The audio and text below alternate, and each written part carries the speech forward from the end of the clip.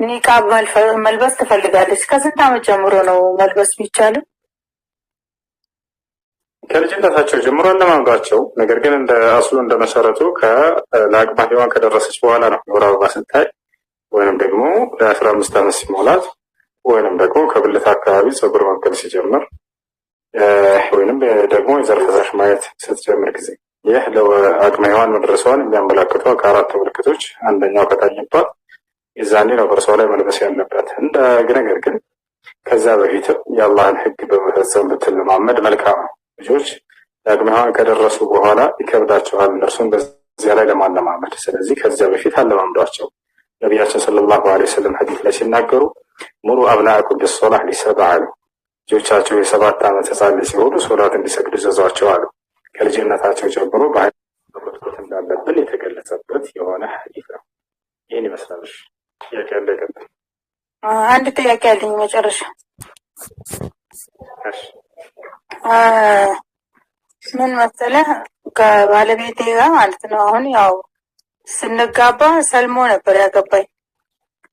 ከዛ በኋላ ልጆች ከወለድን በኋላ እሱ ወደ ነበረበት ሃይማኖት ተመለሰ። ግን ያው አንድ ግቢ ውስጥ አብረን እንኖራለን። ለልጆቹ መሽሮፍ ይሰጣል። ግን እኔና እሱ መሀል ምንም አይነት የባልና ሚስት ነገር የለም። በቃ አቁም ያለው እና መሽሮፉን ሐራም ይሆንብኛል እሱ መሽሮፍ መጠቀም? ሐራም አይሆንም። የገንዘብ ማግኛ ምንጩ ከሐራም እስካልሆነ ድረስ ችግር የለውም። ገንዘብ የሚያገኝበት ምንጭ ግን ከሐራም ነገር ከሆነ ካልተፈቀዱ ነገራቶች ከሆነ የዛን ላይ አይፈቀድም። አይ ሽክረን አመሰግናለሁ። ጥያቄ ያለው ካለ የክትል ክርስቲያኖች ካላችሁ በተለይ ተቀደሙ። ጥያቄ ያለው ክርስቲያን ጥያቄ ያለው ክርስቲያን አለ? እሺ ሸሃዳ መያዝ የሚፈልጋለ እያላችሁ ነው። ሸሃዳ መያዝ የሚፈልግ ሰው አለ ከገባችሁት? እሺ ቀጥሉ። ጥያቄ ያለ ቀጥል።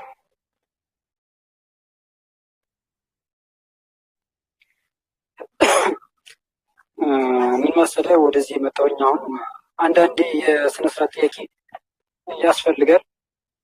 ሁሉም አንተ ጋር ያለውም እፎይ ጋር ያለውም በተሳሳተ መንገድ ማለትም አንተን እስልምና አይወክልም በሚል እሱም ደግሞ ማለት በቃ በሁለቱ የሚያጋጭ ነው ሀሳብ የሚል ነገር አለ።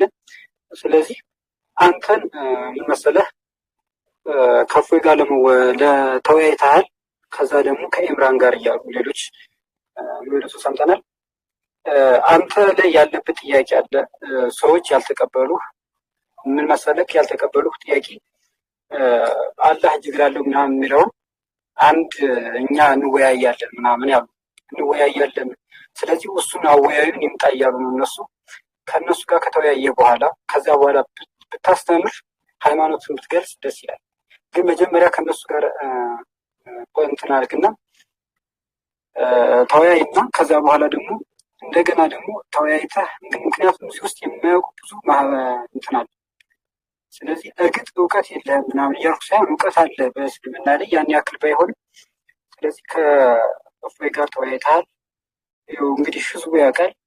ስለዚህ አንተ መወያየት አለብህ። እንደገና ደግሞ ከእስልምና ጋር ከተወያየ በኋላ ከዚያ በኋላ የፈለግከውን ከኢምራን ጋርም ሆነ ከማንም ጋር መወያየት ይቻላል ማለት ነው። ጨርሻለሁ። ከዛ ትፈቅድልኛለህ ከሌላው ጋር እንዳወራ? ከየትኛው ቤተ እምነት ነህ? መወያየት የፈልግ ሰው ራሱ ነው። እሺ እኔ ከኦርቶዶክስ ነው። ከኦርቶዶክስ ነው። አንተ ከየትኛው ቤተ እምነት ነህ? አንተ ከየትኛው ቤተ እምነት ነህ? እኔ ከኦርቶዶክስ ነህ? ከኦርቶዶክስ ተዋህዶ ነው ያልከው? ቪዲዮ ዝጋው። ቪዲዮ ለምን እንዳስፈለገ አላውቅም። ቪዲዮ ዝጋው እንዴ እየተቆራረጠ ስለሆነ። እሺ ዘግቻለሁ። አለ የትኛው ነው? አዎ በጣም ጥሩ። ከኦርቶዶክስ አልኩ። በመጀመሪያ ኮሜንት ላይ ሸሃዳ ላይ ያዝያል 100 ጊዜ ተጻፍክ። ለምን ተዋሻለህ? መዋሸት እምነት ይፈቅድልሃል? የመጀመሪያው ጥያቄ። አይ ልንገርህ ብዬ ምክንያቱም መዋሸት እምነት ይፈቅድልሃል? አንተ የማያውቁትን ተብትል ፕሮፋይል ላይ ሳይ አባቴ ትሆናለህ። መዋሸት ለምን አስፈለገ? አባት አልሆንም። ያው በእውቀት ግን አባት ሊሆን ይችላል። እሺ ቀጥል። ቆይ ከፋይ ጋር ተወያይተሃል፣ ጨምቆ ሰደደህ፣ ግልጽ ነው። አሁን ደግሞ የማያውቁ ሰው ሰብስበህ ለምን ታስተምራለህ? ድፍረታቸው ወላሂ ሳላደንቅላቸው አላልፈም። ቲክቶክ አረም ከመጣ ጀምሮ ማለት ለምን አስወረድሽው? እያወራህ ነበር እንዴ?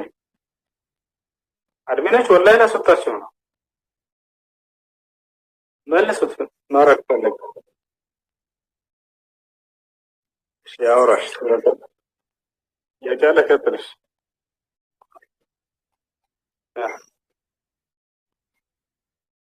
አይሽ ጥያቄ ምንድን ነው?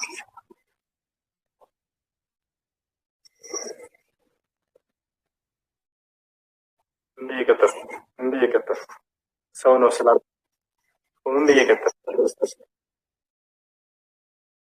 ይሰማል። ክርስቶስ ላይ ምን ብዬ ነው የቀጠፍኩት?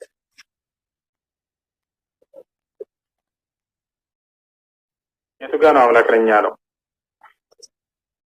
የቱ ጋር ነው አምላክ ነኝ ያለው? ችግር የለም።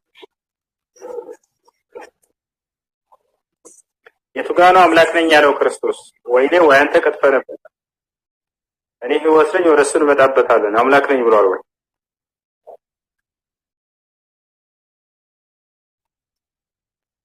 ክርስቶስ እኔ አምላክ ነኝ ብሏል? የቱ ጋር ነው ያለው?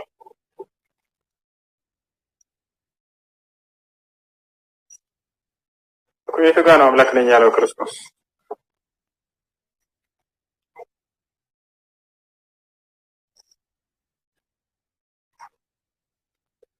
እኔም ጌታ ልሆን እችላለሁ። እሱ ሳይሆን ጥያቄው አምላክ ነኝ ብሏል ወይ ነው ጥያቄው። አምላክ ነኝ ብሏል ወይ ኢየሱስ? አንተ ጌታ አትሆንም። አዎ ብሏል። አምላክ ነኝ ብሏል ወይ ኢየሱስ? አምላክ ነኝ ያለበት የቱ ጋር ነው አምላክ ነኝ ያለው? አዎ ብሏል። እኔ ጌታ ነኝ አለ እኮ። የቱ ጋር? ዮሐንስ 13 ላይ ጌታ ማለት ምን ማለት ነው? ጌታ ነኝ ማለት አምላክ ማለት ነው። ጌታ ማለት ምን ማለት ነው? ማን ያለ አምላክ ማለት ነው። ዮሴፍ አምላክ ነው? ዮሴፍ አምላክ ነው አይደለም? ዮሴፍ አምላክ ነው አይደለም? ዮሴፍ አምላክ ነው ወይንስ አይደለም? ዮሴፍ የዘላለም አምላክ ነው አይደል? ዮሴፍ ጌታ ተብሏል። ለምሳሌ አዳም እንጂ ይወላ ዮሴፍ ጌታ ተብሏል። ጌታ መባል አምላክነት ነው ካልክ ዮሴፍ አምላክ ነው ማለት ነው። ሶስት ስላሴ ብቻ ሳይሆን አራተኛ ጌታ ዮሴፍን ተባው ብለናል። ዮሴፍ ያረጋግጥልህ እንደመጽሐፍ ቅዱስ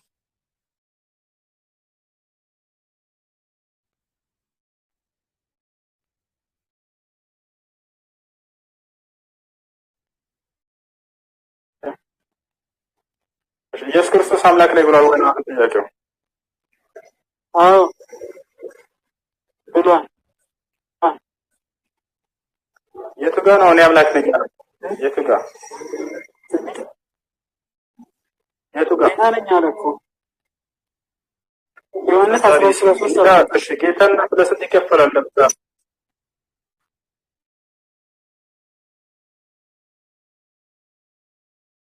ለሰው ሲሆን እንትን ነው ጊዜያዊ ነው፣ ቴምፖራሪ ነው።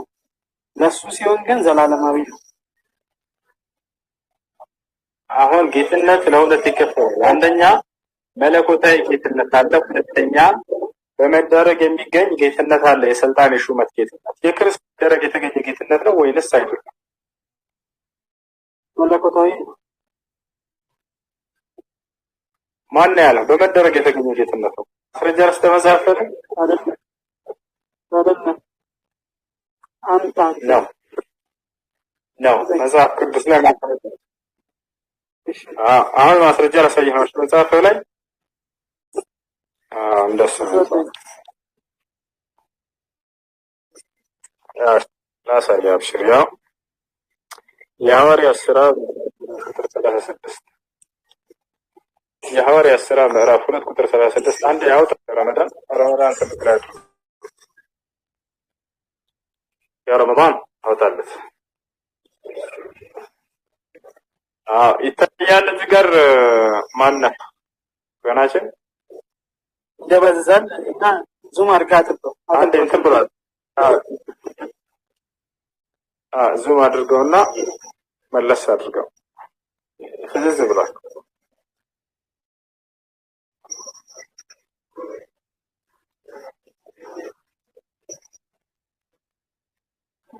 ያው እና ሽፈና ያለውን አስፈት በቃ አሁን ያው ታውቃለሽ። እንግዲህ ይህን እናንተ ተቀላችሁትን ኢየሱስን እግዚአብሔር ጌታን ክርስቶስም እንዳደረገው የእስራኤል ወገን ሁሉ በእርግጥ ይወቅታል። ስለዚህ ኢየሱስን እግዚአብሔር ነው ጌታ ያደረገው እንዳደረገው ይላል። ስለዚህ እግዚአብሔር ነው ኢየሱስን ጌታም ክርስቶስም ያደረገው በመደረግ ያገኘ ጌትነት ነው። አያ እሺ አይልማ ጌታ ተደርጎ ነው አይደል? ያስተሳራል ይላል ስርዓተ ነጥብ ተምራል ማለት ያው እንዳደረገው ያው ጌታ እንዳደረገው የእስራኤል ወገን ሁሉ ይወቅታል እኮ ስርዓተ ነጥብ ተምራል። አየህ እባክህን አሁን ይኸውልህ የጥቅሱ ላይ አወራ ስርዓተ ነጥብ ጌታ እንዳደረገው ይላል አይደል? እንግዲህ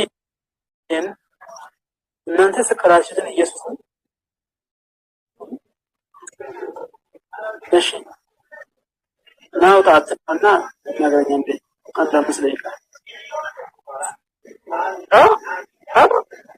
አትጠብቅ ነው ያልከው ሰላም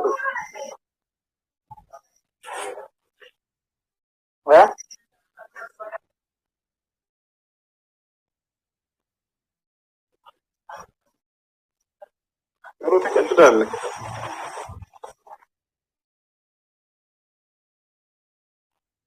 ማለጆች ምን ይሻላል እንዳትሰማል ይሰማል በቃ ያው እና እንዳየው እንግዲህ ኢየሱስ ክርስቶስ ጌትነቱን በመደረግ ያገኘው ጌትነት ነው። አምላክ ቢሆን ኖሮ ጌታ አይደረግም። መለኮታዊ ባህሪ የሚሰጥ የሚደረግ አይደለም። የክርስቶስ ደግሞ እንዳለ ሁሉ ነገሩ የተሰጠ ነው። በጣም ይገርም። መለኮታዊ ጌትነት አይደለም።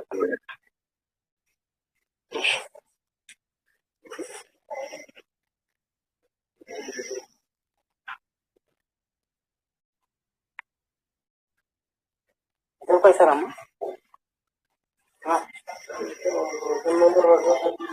Saran no ni. Nas kina.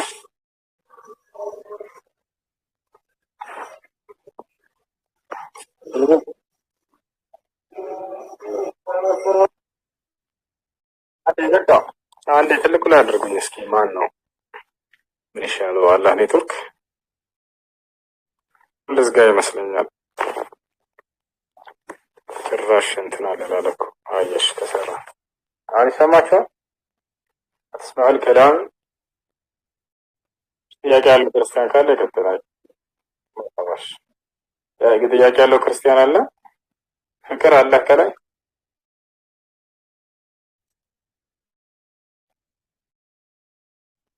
ጥያቄ የሆነ ጀነራል አይነት ጥያቄ ነው ጠይቅና እንደሳብ ክርስቲያኖች ጋር እግዚአብሔር ሲናገር በነቢያት በሙሴ ጊዜ ሙሴ የእግዚአብሔርን ድምጽ ሰምተዋል ተጠርተዋል እስራኤላውያንን ከግብጽ እንዲያወጣ ማለት ነው። በአዲስ ኪዳን ላይ ሲመጣም ደግሞ ኢየሱስ ክርስቶስ ወደ ጥምቀት በሄደበት ሰዓት የእግዚአብሔር ድምጽ ሰምተዋል። በእስኬል በታመመ ሰዓት ሌላ ነብይ ሲላክ በዛን ሰዓት ለነብዩ እግዚአብሔር ድምጽ አሰምተዋል። ይሄ የተለያየ ነቢያቶች ናቸው። እንግዲህ በተለያየ ዘመናት የተነሱ ነቢያቶች የእግዚአብሔር ድምጽ ቀጥተኛ ደርሶላቸዋል። በመጨረሻም ደግሞ ኢየሱስ ክርስቶስ ሲመጣም በአካል ገልጦ በርካቶችን ሐዋርያቶችን አስተምሯቸዋል፣ መክሯቸዋል። እና እነኚህ መጽሐፍቶች እንግዲህ በብሉይ ኪዳን መጽሐፍም ሲመጣ ጽፋችሁ ለትውልድ አስተላልፉ ተብሎ ሳይሆን የእግዚአብሔር ግሳጼና ምክር በሰዓት የነበሩትን ሐዋርያቶች በጽሑፍ ያሰፈሩ በተለያየ ዘመን ተገልጦ የተነገረው መልእክት የጻፉ ለቀጣዮች ለትምህርት እንዲውል አድርጓቸዋል። ይሄን ሁሉ ትእዛዛቶችም ሁሉም ነገር ያደረገ መጣና አዲስ በኋላ እስልምና ሲመጣ ሁሉም ነገር ቁርአን በሙሉ ማለት ነው በአንድ ነብይ ላይ የሆነ ዋሻ ውስጥ ያስገባና በሱ ላይ ነው ተጫነው ተብሎ መምጣቱ በአዲስ ኪዳን በብሉይ ኪዳን ያላደረገው ልዩ ጸባይ እንዴት ለማመን ብቻ ሊያደርግ ፈለገው የሚል ጥያቄ አለ። ለምንድን ነው?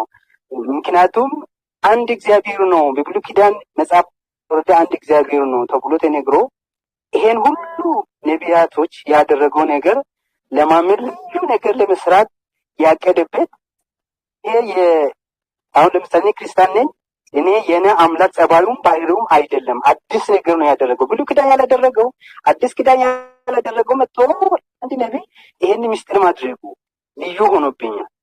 ከዛም በተረፈ ምንድነው ኢየሱስ ክርስቶስም መጨረሻ ላይ ምንድነው ያደረገው?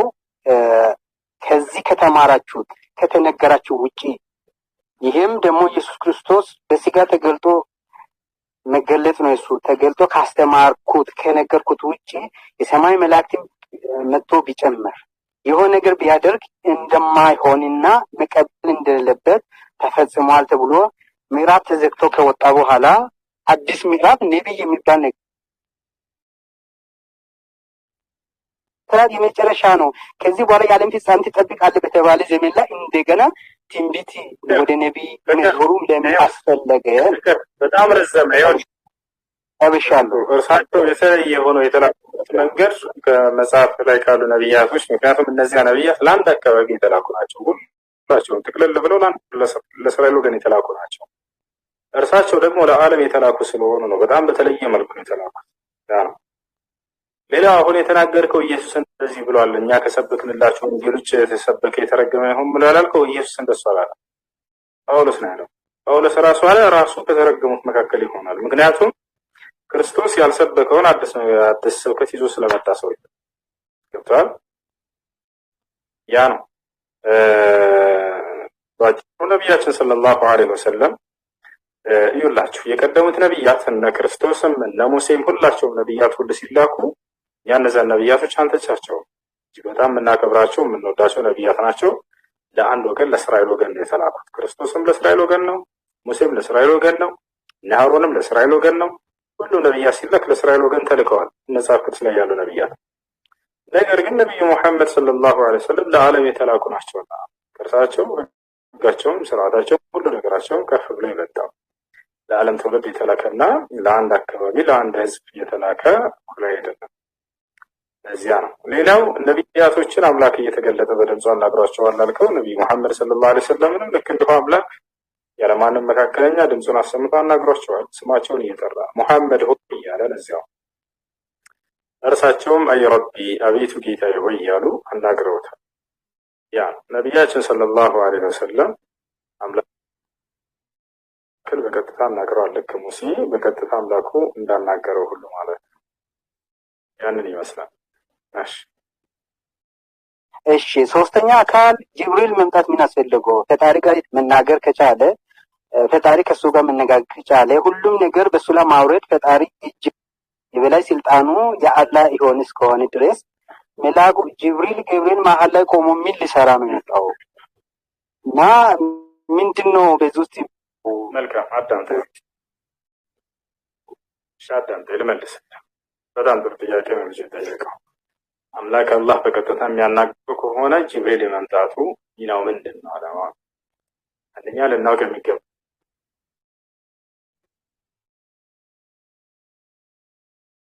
አምላክ በአምስት መንገድ ቃሉን ይገልጥላቸዋል ነብያቶች። አንደኛ በቀጥታ ያናገራቸዋል ያለ ማንም መካከለኛ፣ ልክ ሙሴን እንዳናገረው አላህ በሲና ተራራ ላይ ወቀረብናሁ ነጂያን እያለ ይናገራል። የማናገረው ሁኝም አቀረብኩት፣ በሲና ተራራም አናገርኩት። ወከለመ አላሁ ሙሳ ተክሊማ እንዳለ ሙሴንም ማናገርን አናግሬዋለሁ በሲና ተራራ ላይ እንዳለ።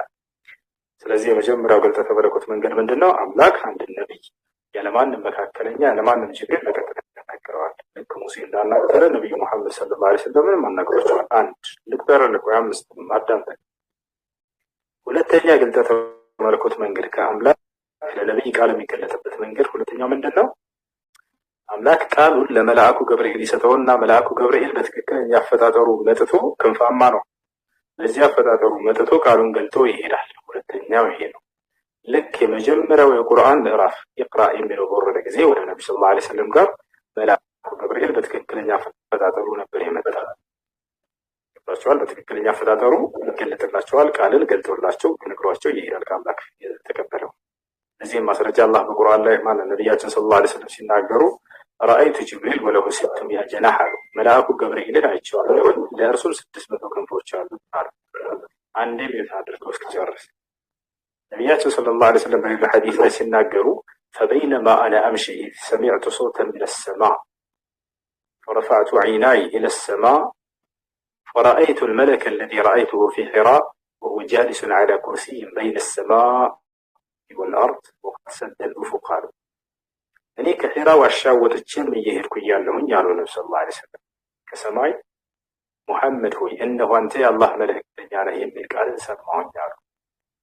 እኔም አይኖቼን ከፍ አድርጌ ስመለከት ያ በሒራ ዋሻ መጀመሪያ የተገለጠልኝን መልአክ ራሱን አየሁት አሉ።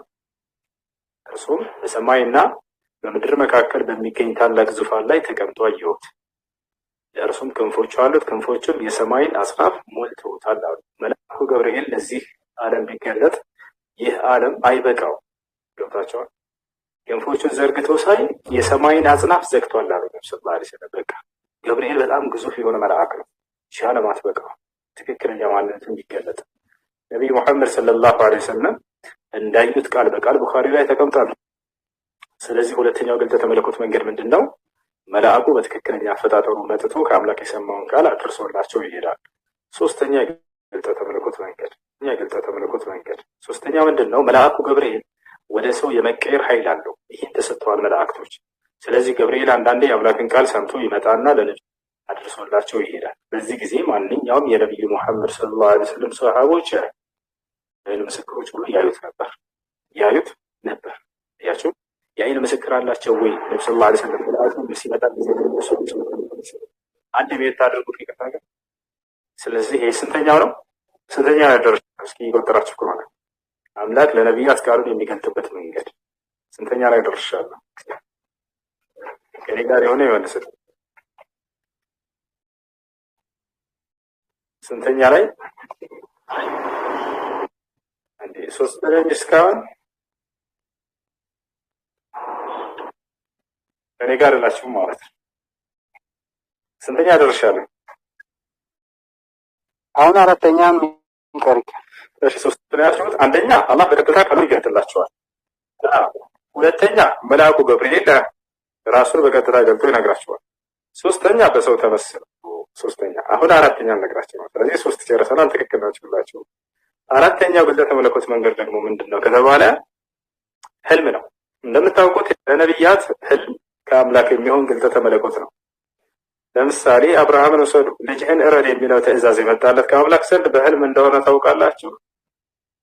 እዚህ ማስረጃ አላህ በሱረቱ الصافات ላይ ሲናገር فلما بلغ معه السعي قال يا بني إني أرى في المنام أني أذبحك فانظر ماذا ترى قال يا أبت افعل ما تؤمر ستجدني إن شاء الله من الصابرين فلما أسلما وتله للجبين وناديناه أن يا إبراهيم قد صدقت الرؤيا إنا كذلك نجزي المحسنين إن هذا لهو البلاء المبين وفديناه بذبح عظيم وتركنا عليه في الآخرين سلام على إبراهيم كذلك نجزي المحسنين قال الله سبحانه وتعالى إنك وبشرناه بإسحاق نبي من الصالحين إنك أبراهام ልጁ ከእርሱ ጋር ለመሮጥ ወይንም ለመንቀሳቀስ በጀመረ ጊዜ ያን በስንት ምኞት ያገኘውን ልጁን ፈተና መጣበት። ፈተና የሚመጣው በስንተኛ ልጅ ይመስላችኋል ልጆች?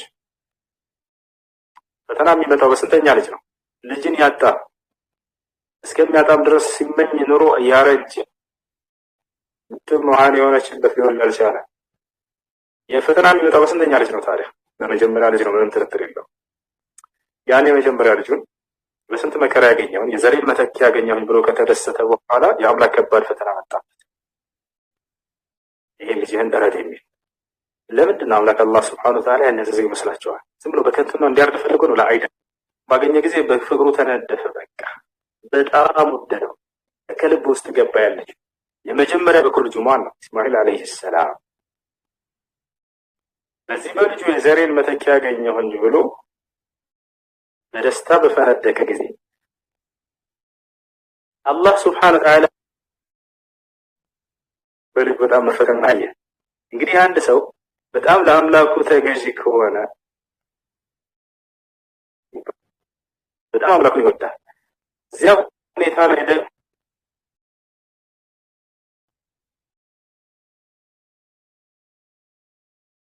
አልካደም የአምላኩን ቦታ لكن الله سبحانه وتعالى غافر ورحمته سبحانه وتعالى أن يأتي العبد محارمه وكذلك أن يميل العبد إلى حب المخلوقين فتعرف يودال إبراهيم عليه السلام أملاك البطاني أملاك ليو وتعالى وديتانا فكر نبرو الزنق زي ودسو زنبال أملاك نقول وسو يسمها አሁን ይሰማል? ኦኬ አይዲ ሰማህ? ያ ሰማችሁ? ልመለስ። ይሰማል? ይቆራረጣል ኔትወርክ። ችግር የለም አልኩ። ችግር የለም በቃ ከተሰማ ፎሎም እዛ በኋላ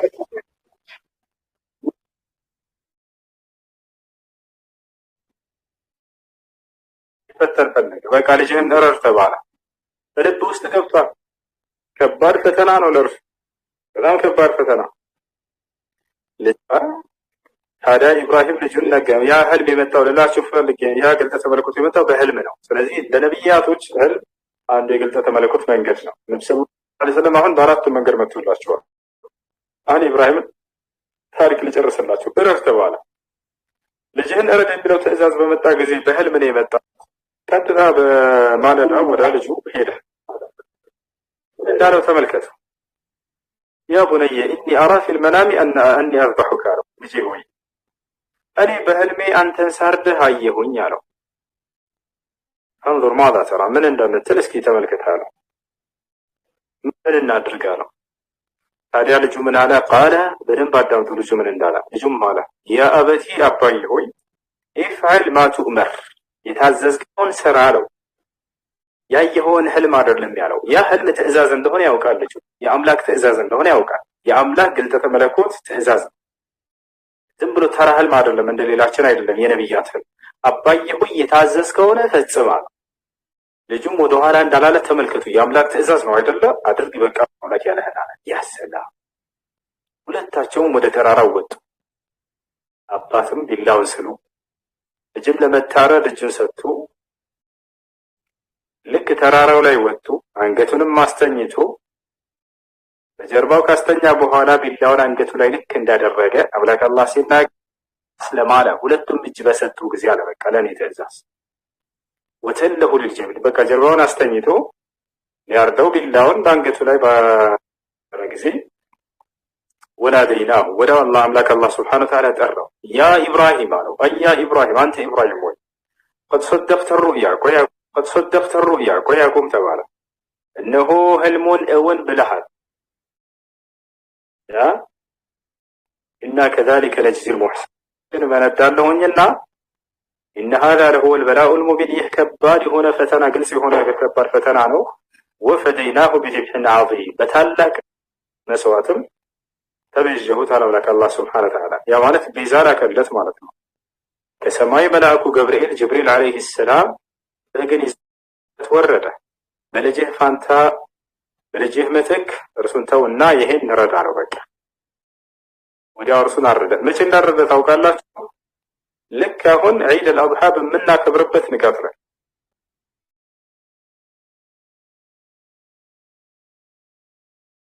ኢስማኤል ሊያርድ መስዋዕት ሊያደርግ ማነው ልጁን ኢስማኤል ሊያርድ የወጣበት ጀበል አልአፊር ይባላል። ባለፈው መካ ሄጄ ተራራውን ሳሳያችሁ ነበር። እስካሁን ድረስ ተከቦ ተቀምጧል። ልጁን ኢስማኤልን ሊያርድበት የወጣበት ቦታ።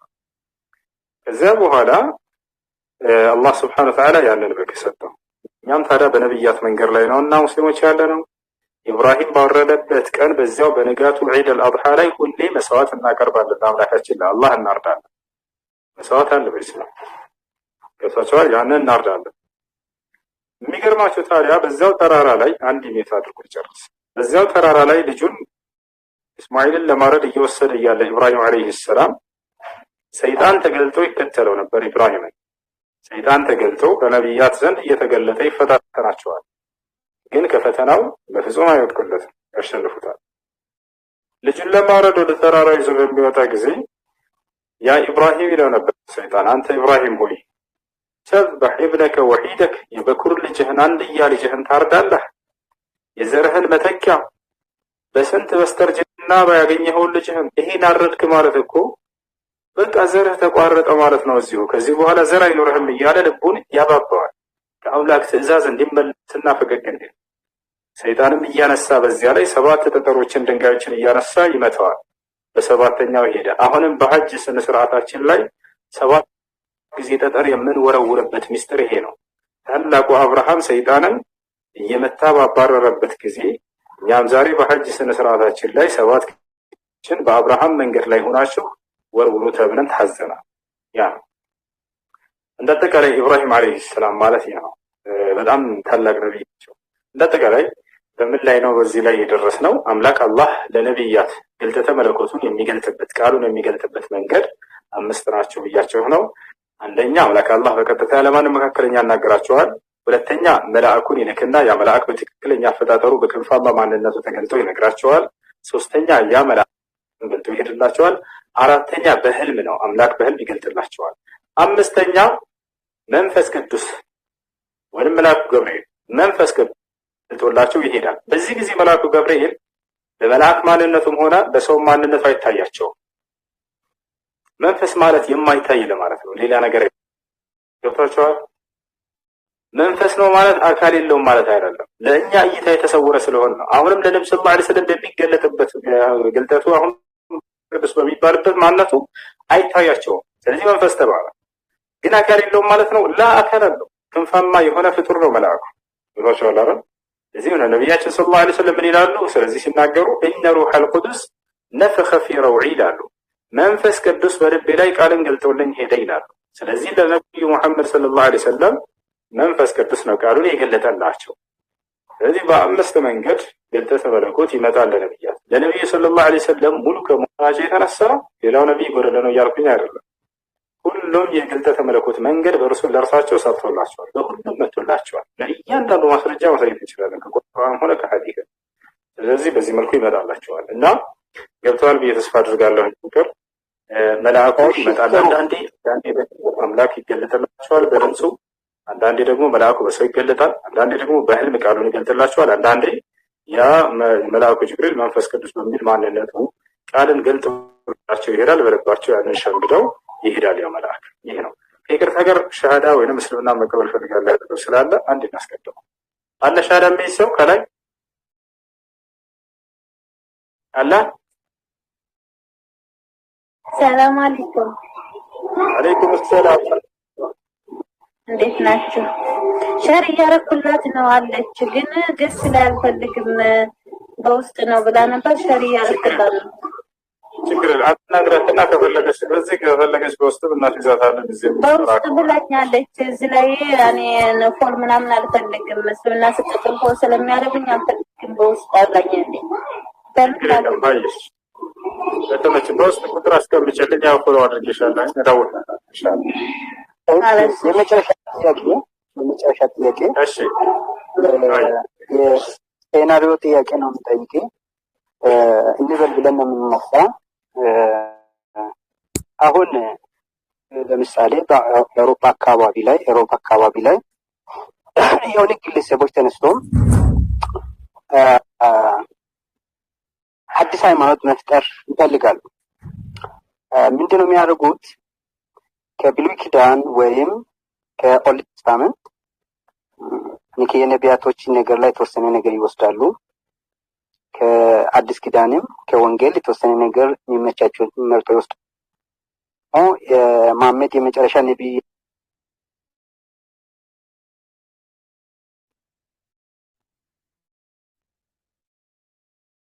በፊት ደግሞ ሌላ ነብይ ነበረ። መሐመድ ራሱ ለዛ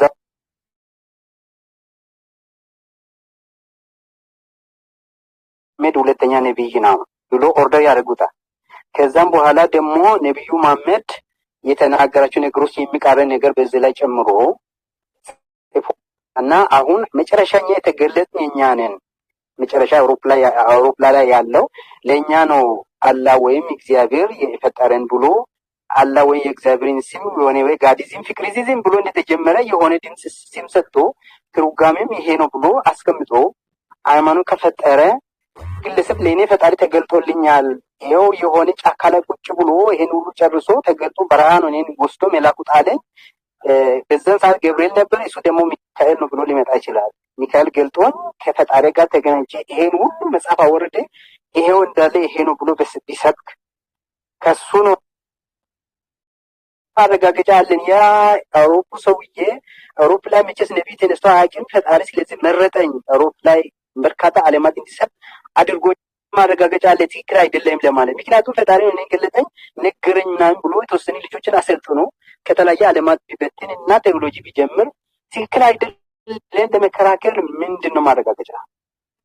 ሰውየው እንደሱ ብሎ ሲገለጥ ይዘው ነው አይደል? የሳንዴ መልስለት ቀጣይ ጥያቄ አለው። እሱ እንዴት ነው? ቅድም ያው ጥያቄ አይደለም እኔ ክርስቲያን ነኝ። ያው ግን ነብዬ ገባውና መልእክት ማስተላለፍ ፈልጌ ነበርና ሰው በገባው ልክ መራመድ ይችላል። አፎይም ሆነ አንተ ሁሉም ሰው በገባው ልክ ነው መራመድ የሚችለው እና ያው በእኛም በእናንተም ደግሞ ግደሉ አሳዱ ምቱ አይልም አይደለ? እሱስ አይ ጥያቄ ምን ልፈልጌ ነው እና አንድ በሌላ በውጭ ሀገር የምትኖር አንዲት እህታችን ያው በስሜት ብዙ መንገድ ብዙ ነገር ይባላል ገብቷል አይደለና እንደዚህ ታልሽ ተብላ ያው ያዚ ልቀቁኝ የሚሉት እህቶቻችን የሙስሊም እህቶቻችን አሉ እና ለእነሱ መልእክት እንድታስተላልፍላችሁ ፈልገው ነገር ሰው በስሜት ያወራል። ሰው የመናገር መብት አለው፣ ግን የሰውን ሃይማኖት ደግሞ የመንካት መብት የለውም አይደል? እሱ እና ምን ልፈልጌ ነው ስለዚህ ሁሉም ሰው የራሱን መንገድ የመናገር መብት አለው። ሰው በገባው ልክ መራመድ ይችላል። አንተም እፎይም ሁላችሁም አስተምሩ።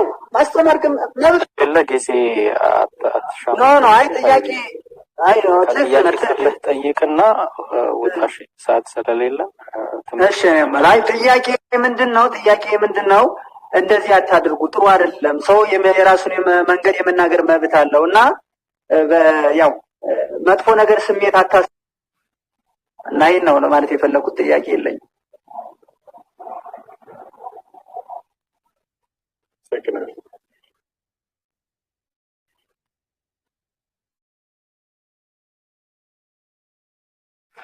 እሺ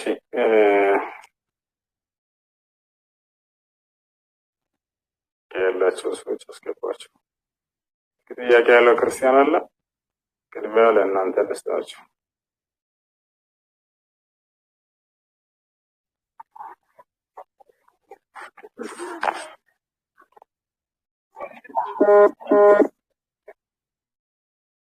ገላትያ ጥያቄ አለ? ጥያቄ አቀጥኛል። እሺ ይፈታል። ይቻላል። እኔ ጥያቄ እስቲ ቆይ ተራ ጀምሯል። ምናለ ወንድም ማለት እኔ ስኖር አሁንም ባለውበት ሙስሊም ክርስቲያን ባለውበት ነው። እኔ በጣም ጥሩ ሆነንም እየኖር ነው። ግን ያንተና የእፎይ ክርክር ግን የመበሻሸቅ ካልሆነ እውነቴን ነው ብለህ የእፎይም ክርስትናን አያስተምርም፣ ያንተም እኔ ሙስሊሞችን ያስተምራል ያልገምኩ ብቻ የመበሻሸቅ ነው። በቃ የመበሻሸቅ እንዳይሆን እኔ በዚህ በኩል እኔ በጣም ደስተኛ አለሁና ይሄን ብታስቡት ማለት ነው። አመሰግናለሁ። ልስጥልኝ። ከኔ መበሻሸቅ የመሰለህ ወረድክ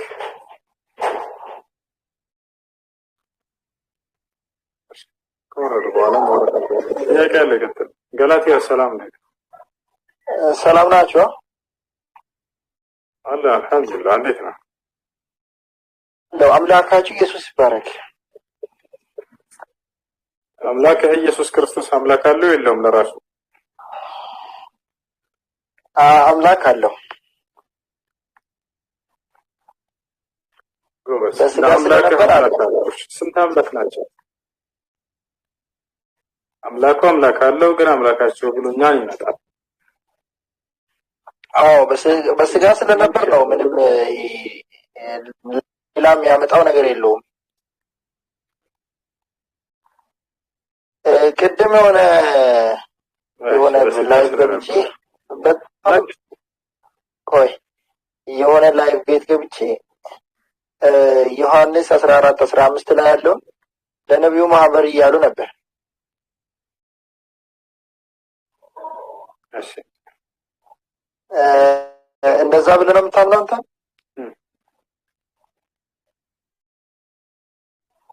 ያው ስለ እርሳቸው ይናገራል።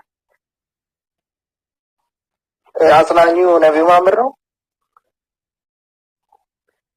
አዎ በእርሳቸው ላይ አጽናኝ ስለተሰጣቸው የሚያጸና ቃል ስለተሰጣቸው አጽናኝ ተብሏል። እሺ እሺ ባይዘዌይ እንደኔ አስተሳሰብ ምንም ሼም ጨረሳችሁ። በቃ እንደዛ ብዬ ነው የምወስደው። ክርስቲያን ነህ ገላትያ? አዎ አዎ። እሺ ኢየሱስ ክርስቶስ ሃይማኖቱ ምን ነበር? ሃይማኖት የለውም። ቆይ ወደዛ አትለፍ፣ ይሄን ጨርስ። አትዘዘኝ አንዴ ከይቅርታ ጋር አመጣሃል እያገርነህና ድንበር እያለፍክ ቢሆንም ድንበር እንዳለፍክ የሚገልጹ ቃላቶች ቢኖርህም፣ ስለዚህ አሁን በተበሰው ቤት አዘዣል። ክርስቲያን ልትሆን ኢየሱስ ክርስቶስ አዞሃል ወይንስ አላዘዘህም? ወይንም የቀደሙት ነቢያቶች ወይንም እግዚአብሔር አይ የክርስትና ሃይማኖት እንድትከተል ወይንስ በራስህ ነው ዝም ብለህ በነፍስ ክርስቲያን ነው? ምን አይነት ጥያቄ ነው ይሄ? ክርስቶስ እኮ ክርስቲያን ሆኖ ምናምን ብሎ አይደለም የሄደው። በእርግጠኝነት እኔ እውነትና ሕይወት ነኝ ብሏል። ክርስቲያን ማለት ደግሞ እሱን የሚከተል ሰው ነው። እሺ ነቢይ እግዚአብሔር ክርስቲያን ሆኖ ብሎ ያዘዘበት ቦታ አለ ወይንም ክርስትና ሃይማኖትን ተከተል ብሏል እግዚአብሔር? አንተ ሃይማኖት ምንድነው ስለ ክርስቲያን ላይ ስላልክ? አይ እሱን ስለምከተል ነው ክርስቲያን የተባልኩት እንጂ እግዚአብሔር ክርስቲያን ሆኖ ብሎ ያዘዘበት ቦታ የለም። ቃል በቃል አይደለ? አዎ ካለ ምን አይቻልም ማለት ነው። ጎበዝ። ስለዚህ እግዚአብሔር አላዘዘውም። ይህ ሰው ግን ክርስቲያን። እሺ በመጽሐፍ ቅዱስ ስንት አምላክ አለ? አንድ ኢሃድ። የአንድ አምላክ ማን ነው እንደ መጽሐፍ ቅዱስ አንድ አምላክ የተባለው? አንዱ አምላክ ያህዌ ነው። ያህዌ አዶናይ ኤሎሄኑ።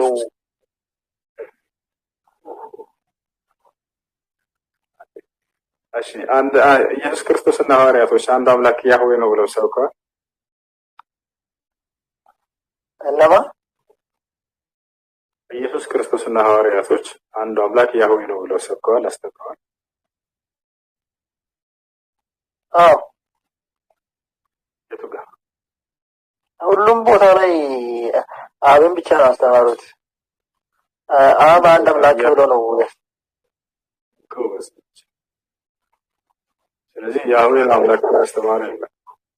እሺ ለማይደለም ከላይ ያለው ዮናስ አለ። ቆይ እንደ ሌሎች ትምህርት እየሰጠ ዮናስ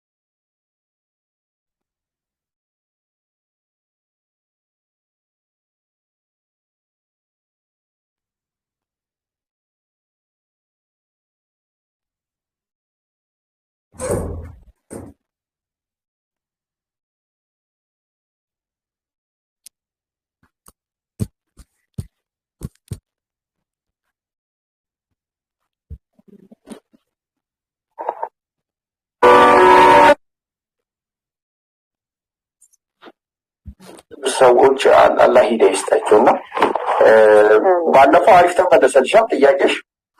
አንድ ባዶ ለምሳሌ እኔ እናንተ ሰው ነን፣ በሰዋዊ ማንነት አንድ ነን፣ ግን በአካል ደረጃ እንለያለን። እንዲሁ ደግሞ እግዚአብሔር አብና ወልድ እንዲሁ በመለኮታዊ ባዲ አንድ ናቸው፣ ግን በአካል ደረጃ ጌታ ኢየሱስ ክርስቶስ እንደኛ ሰዋዊ አካል አለው፣ አብ ደግሞ ሰዋዊ አካል የለው፣ አንድ አምላክ ነው ያለው። እሺ አብ ወልድ መንፈስ ቅዱስ አንድ አምላክ ነው ያልከና? አዎ አብ ወልድ መንፈስ ቅዱስ አንድ አምላክ። አብ ወልድ መንፈስ ቅዱስ አንድ አምላክ ነው የሚሳለ መጽሐፍ ቅዱስ ላይ ሙሉ መጽሐፍ ቅዱስ ላይ ከኦሪት ዘፍጥረት እስከ ራዕይ ድረስ። አዎ አብ ወልድ መንፈስ ቅዱስ አንድ አምላክ ነው የሚል ጥቅስ የት ጋር ነው? እሱ ሎጂክ ሳይሆን ማይድ አለብኝ። እኔም ሎጂክ ብጠይቅ እንደ መጽሐፍ ቅዱስ ላስረዳ።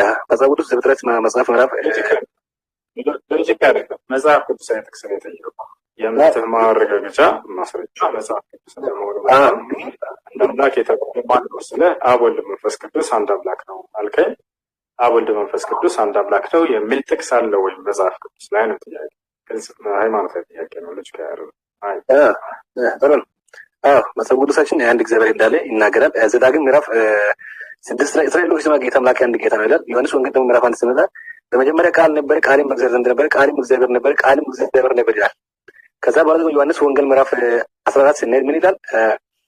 ኢየሱስም ቶማስን እንዲህ አለ፣ ጌታ ኢየሱስን አብን አሳየና እኔ በቃል አክስለው። ጌታ ኢየሱስ ደግሞ አንተ እንዴት እኔን አብን አሳይ ትላለህ? እኔና አብ አንድ ነኝ ይላል።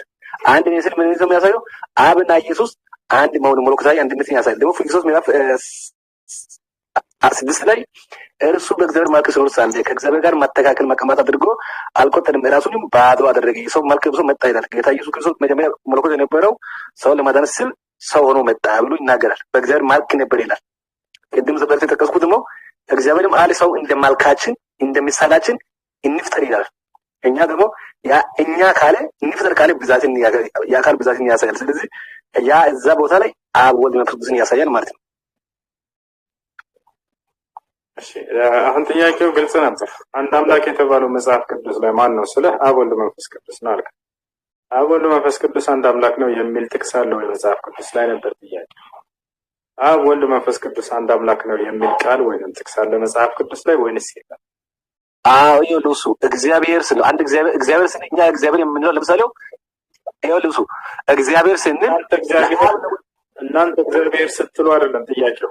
ያንተን እምነት ሳይሆን የመጽሐፍ ቅዱስን እምነት ነው የጠየቁት። መጽሐፍ ቅዱስ ላይ አብ ወልድ መንፈስ ቅዱስ አንድ አምላክ ነው ብሎ ያስተማረ አንድ አስተማሪ አለ ወይ? ነብይም ቢሆን ሐዋርያም ቢሆን በፈለክ አብ ወልድ መንፈስ አንድ አምላክ ነው። እግዚአብሔር እስራኤል ስማ ጌታ አምላካችን አንድ እግዚአብሔር ነው ይላል። እግዚአብሔር የተባለው አብ ወልድ መንፈስ ቅዱስ ነው። እንደዛ ነው የምናምነው እኛ። አንድ እግዚአብሔር የምንለው አብ ወልድ መንፈስ ቅዱስ ነው። እናንተ ምን ታምናላችሁ አይደለም ጥያቄው። እባክህ ሰላም እናንተ ምን ታምናላችሁ? የእናንተ እምነትና መጽሐፍ ቅዱሱ የሰማይና የምድር ያክል የተራራቀ እንደሆነ በዚሁ ላረጋግጥ። እናንተ እምነት አብ ወልድ መንፈስ ቅዱስ አንድ አምላክ እንደሆነ አውቃለሁ፣ ነግረኸኛልም። አንድ የተረጋጋ ነገር ግን መጽሐፍ ቅዱስ ላይ አብ ወልድ መንፈስ ቅዱስ አንድ አምላክ ነው የሚል ጥቅስ አለ ወይ? እግዚአብሔር ውጭ ናቸው። ስሙኝ አንድ ብቻ ልትቀበልም ላትቀበል ትችላለህ። ግን አንዳንድ ነገሮች እንትን አትበል።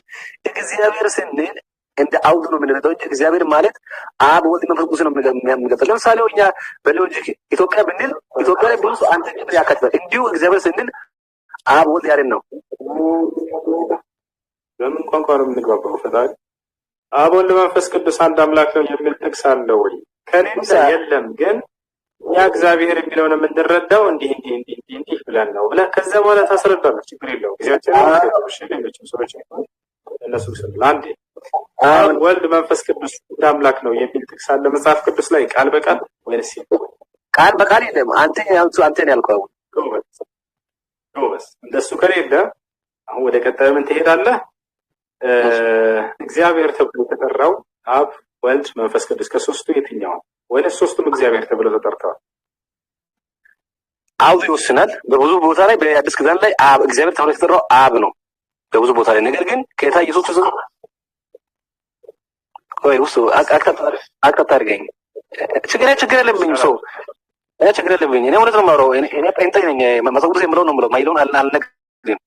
ኃጢአት ስለሆነብን ማለት ነው። አሜን። በጌታ ነህ እንዴ? አዎ በጌታ ነኝ። ይቀጥልሽ ደስ ከሆነ ስለዚህ አብዛኛው ቦታ ላይ እግዚአብሔር ግን ማለት የቃሉ ትርጉም ገዢ ማለት ነው። ራዕይ ዮሐንስ ላይ የምድር ነገስታት ኢየሱስ ክርስቶስ ይላል። ገዢ ማለት ነገስታት ገዢ ማለት እግዚአብሔር ማለት ነው። ቃሉ አማርኛ አይደለም። እግዚአብሔር የሚለው ቃል ግዕዝ ነው። ወደ አማርኛ ስትተረጎም ምንድነው? ገዢ ማለት ነው። ሁሉን የሚችል ሁሉን የሚገዛ እንደማለት ነው። ስለዚህ ጌታ ኢየሱስ ክርስቶስ ሲወለድ መልአኩ ወደ ማርያም መጥተው ወንድ ልጅ ትወልጃለሽ ስሙንም ኢየሱስ ላይ እሱም ሕዝብን ከኃጢአት ያድናል። ደግሞ ጌታ መልአክም በያዕቆብና በእስራኤል ቤት ላይ ይነግሳል ይላል። ይነግሳል ይገዛል ይላል። ደግሞ መንግስቱም የጸናች ትሆናለች ይላል። ይሄ ማለት ያ ገዢ ነው። መልአኩ ገብርኤል ራሱ ኢየሱስ ሲወለድ ምን ብሎ መሰከረ? ሉቃስ ወንጌል ምዕራፍ 2 ላይ እነሆ ዛሬ በዳዊት ከተማ ክርስቶስ ጌታ የሆነው ተወልዶ ይላል። ያ ተወልዶ ሰው ብቻ አይደለም፣ ጌታ የሆነው ነው ክርስቶስ። ኢየሱስ ክርስቶስ ሰው ለማዳን እንጂ ሰው የሆነው ሰው አልነበረም። በብሉይ ኪዳን ዘመን ኢየሱስ ክርስቶስ ቃል ሆኖ ነበር እንጂ እንዲሁ እኛ ስጋ ለብሶ ሲመጣ ነው ሰው የሆነው። ስለዚህ ከአብ የተለየ አካል አይደለም፣ አምላክ አይደለም፣ የተለየ ግን አካል ነው። ጥያቄ ካለ የፈለከው ጠይቅ። ችግር አምላክ ነው እያልከን ነው። ኢየሱስ አልፋና ኦሜጋ አንድ ይቅርታ ለ30 ሰከንድ ሰማይና ምድርን የፈጠረ አምላክ ነው ኢየሱስ። 30 ሰከንድ አንድ 30 ሰከንድ ይቅርታ ጣልቃ ስለገባው እሺ ወንድሜ። እንደዚህ እንትን ስታስገባ ገስት ላይ ልክ እናንተ ጋር ማን ነው እፎይ እንደሚለው አቂዳህን ለይ ይበል መጀመሪያ ምንም በስመ ክርስትና በፕሮቴስታንትም ያሉት በኦርቶዶክስም ያሉት በክርስትና ስም ስለሆነ የሚጠሩት ያ ላይ መጀመሪያ ግራውንድ ይዘህ ከዛ በኋላ ያለውን እንደነሱ አስተምሮ ብታረግ ብዬ ነው። ሶሪ ጣልቃ ስለገባው ቀጥሉ። ችግር የለም ተባረ እሱ ከጠይቅ የፈለከው በክርስቶስ መለኮታዊ ባይ የፈለከው ጠይቅ። ለምጠይቀው ጥያቄ አንድ የዓለም ፕሮቴስታንት መምህርና የኦርቶዶክስ መምህር መልስ የሌለውን ጥያቄ ነው የሚጠይቀው።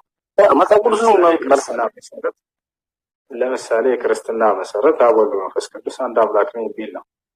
አብ ወልድ መንፈስ ቅዱስ አንድ አምላክ ነው የሚል ጥቅስ አምጣ አልኩኝ። የትም ልታመጣ ትችላለህ። የለም ብለኸኛል።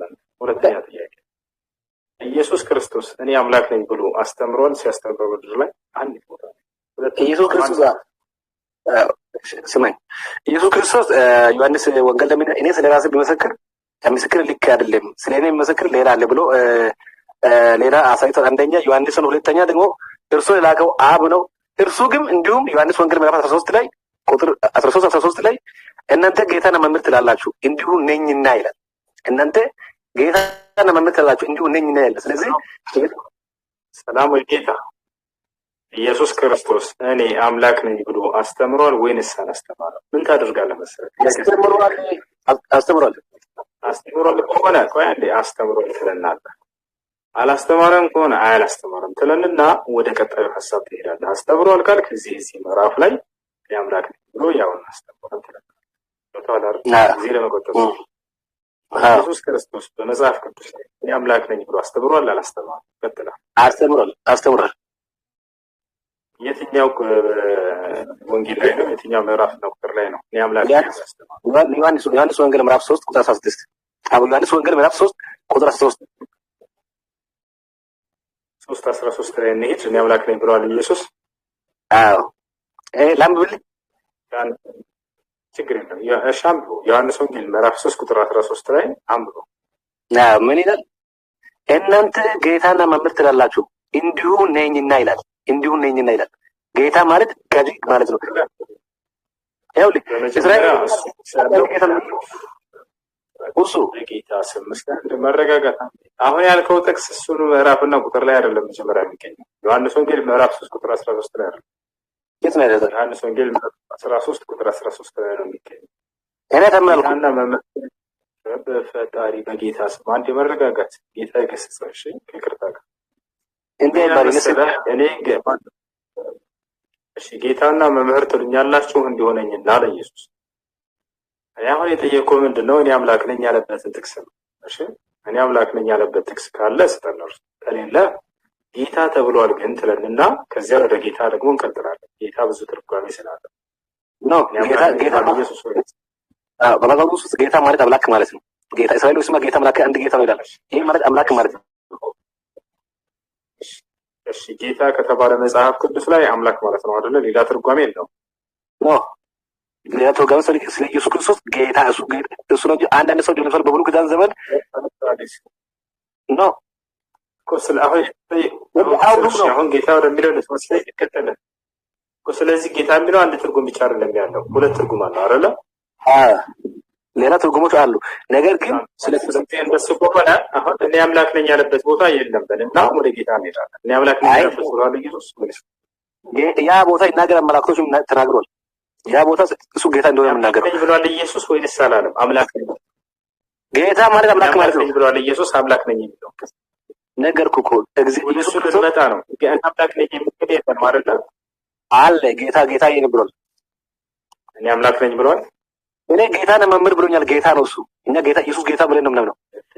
ጌታ ማለት እሱ ይኸውልህ አንድ ነገር ልንገርህ፣ እንግባባ። ተቀበልነውማ እናውቃለን ምን እንደምትታም ወይ አንተ ለታውስ እንደሆነ ቀጣይ ላስረዳ።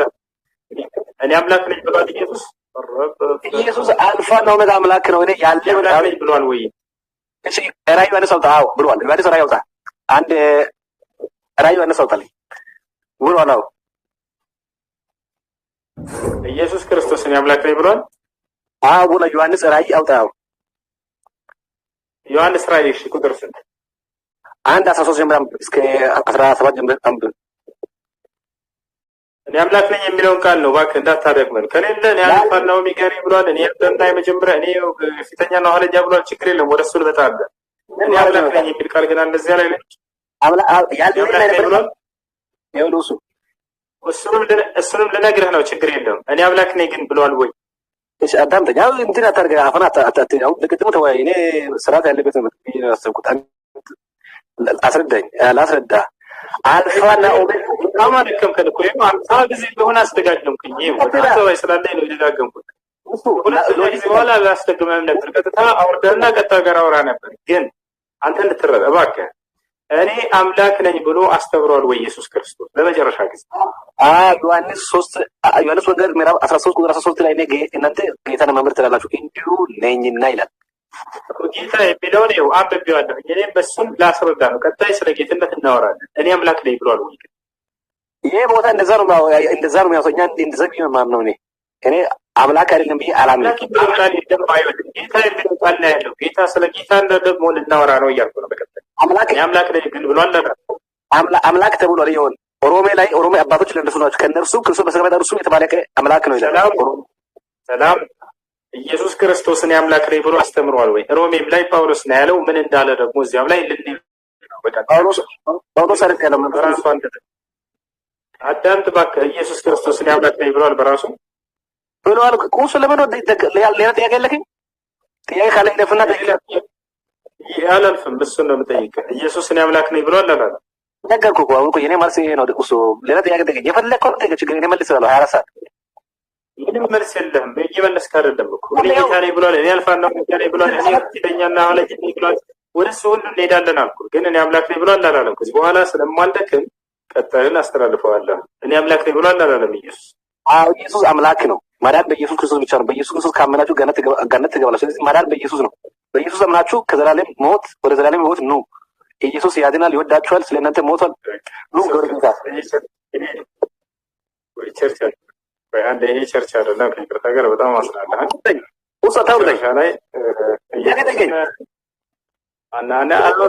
አላወርድህም፣ ችግር የለውም። ግን ኢየሱስ ክርስቶስ እኔ አምላክ ነኝ ብሎ የፈለኩትን ጠይቀህ ምን ዋጋ ነው? መልስ የለም። መልሳለሁ። ምንም ጠይቀህ ችግር እኔ መልሳለኝ። ምንም ጠይቀህ ስለ ክርስቶስ ኢየሱስ ምንም ጠይቀህ እኔ ዋናው ነገር ክርስቶስን አምላክ አድርጋችሁ ስለያዛችሁ ክርስቲያኖች ይህን ትምህርት እርሱ አስተምሯል ወይ? ቁማችሁ አስቡበት። እኔ ልምከራችሁ። በክርስቶስ ትምህርት የማይኖር አምላክ የለውም ይላል መጽሐፍ ቅዱስ። እባክህ አንድ ቤት አድርገህ በፈጣሪ ስም አንድ አዳምጥ። የክርስቶስን አምላክነት ከማንም በላይ ሊሰብካቸው የሚገባው ራሱ ክርስቶስ የተወው ነገር የለም። ሁሉን አስተምሬያለሁ ብሎ መጽሐፍ ቅዱስ ላይ ተናግሯል። ዮሐንስ ወንጌል ምዕራፍ 18 ቁጥር 20 ላይ የሰጠኸኝን ቃል ሁሉ ሰጥቻቸዋለሁ ያስቀረሁት የለም ብሏል። እነዚህም ሐዋርያቶችም ተቀብለውኛል ብሏል። ክርስቶስ በሰጣቸው ትምህርት ላይ ለሐዋርያቶች እኔ አምላካቸው ነኝ አምልኩኝ ብሎ አስተምረዋል ወይ? ፈልጉ። ይሄ ቀልድ አይደለም፣ ይሄ ህይወት ነው። ነገ ሞት አለ። ከሞት በኋላ ከአምላክ ፊት መቆም አለ። ክርስቶስ እኔ አምላክ ነኝ አምልኩኝ ብሎ አስተምሯል ወይ ብላችሁ ብታዩ ሄዳችሁ መጽሐፍ ቅዱስ ላይ በፍጹም ይሄን አላለም። ነገር ግን አምላክ እንዳለው አስተምሯል። ዮሐንስ ወንጌል ምዕራፍ 20 ቁጥር 17 ላይ ለመግደላዊት ማርያም ምን አላት? ወደ ወንድሞቼ ሄደሽ ወደ አምላኬ ወደ አምላካቸው እሄዳለሁ ብሏል ብለሽ ንገሪያቸው አለ። አድርጋለሁ ብሏል ብለሽ ንገሪያቸው አለ። ወደ ማን እሄዳለሁ አለ? አንድ ቤት አድርግ እባክህ፣ ወደ አምላኬ ወደ አምላካቸው። እሱ አምላክ እንዳለው እኛም እናምናለን። እኛም እናምናለን ኢየሱስ አምላክ እንዳለው እኔ ልንገር። ስለዚህ አምላክ ካለው ለምን እርሱን ታመልከዋለህ? እኔና አላለም ክርስቶስ አምላክ አለ። እሱ እናንተ ለግድ ማውራጅ ምንድነው እንትን የምታደርገው? ይታፉ ኢየሱስ በስጋ አምላክ እንዳለው ኤፌሶን ምዕራፍ 1 ቁጥር 3 ላይ በክርስቶስ በሰማያዊ ስፍራ በመንፈሳዊ በረከት የባረከን የጌታችን ኢየሱስ ክርስቶስ አምላክና አባት ይባረክ ይላል። እኛ እኮ እናምናለን መጽሐፍ የምለው። ግን አንተ ጥያቄ ከጨረስክ እኔ ልጠይቅ። ጥያቄ ጠይቀኝ። እኔ ክርስቶስ ኢየሱስ የፈለከውን ነገር ጠይቀኝ። እኔ አሁን ክርስቶስ ኢየሱስ ጠቀስኩ ዮሐንስ 3 ላይ 3:13 ላይ እኔ እናንተ ጌታን ማመን ትችላላችሁ። ክርስቶስ እኔ አምላክ ነኝ አምልኩኝ ብሏል። ክርስቶስ ሙሉ መጽሐፍ ቅዱስ ስለ ክርስቶስ አምላክነት ነው የሚያወራው። ሙሉ መጽሐፍ ቅዱስ ማለት ነው። እሺ ኢየሱስ እኔ አምላክ ነኝ አምልኩኝ ብሏል እርሱ? ኧረ እሱ ሌላ ጥያቄ የለም። ጥያቄ ከሌለኝ ወይ አውርደኝ። አትልፋ። አንተ የምትፈልገው ሴቶችን መመለስ የማይችሉትን ነው። እኔ የፈለግኩን ጠይቅ ብዬ አጠይቀኝ። አቶ ሴቶች ምንድን ነው ጥያቄ ጠይቀኝ፣ የምትፈልገውን እመልስልሃለሁ። ልክ ሲጠይቅ አንተ የምትፈልገው ሴቶችን ምናምን በጠይቅ እናንተ ነው።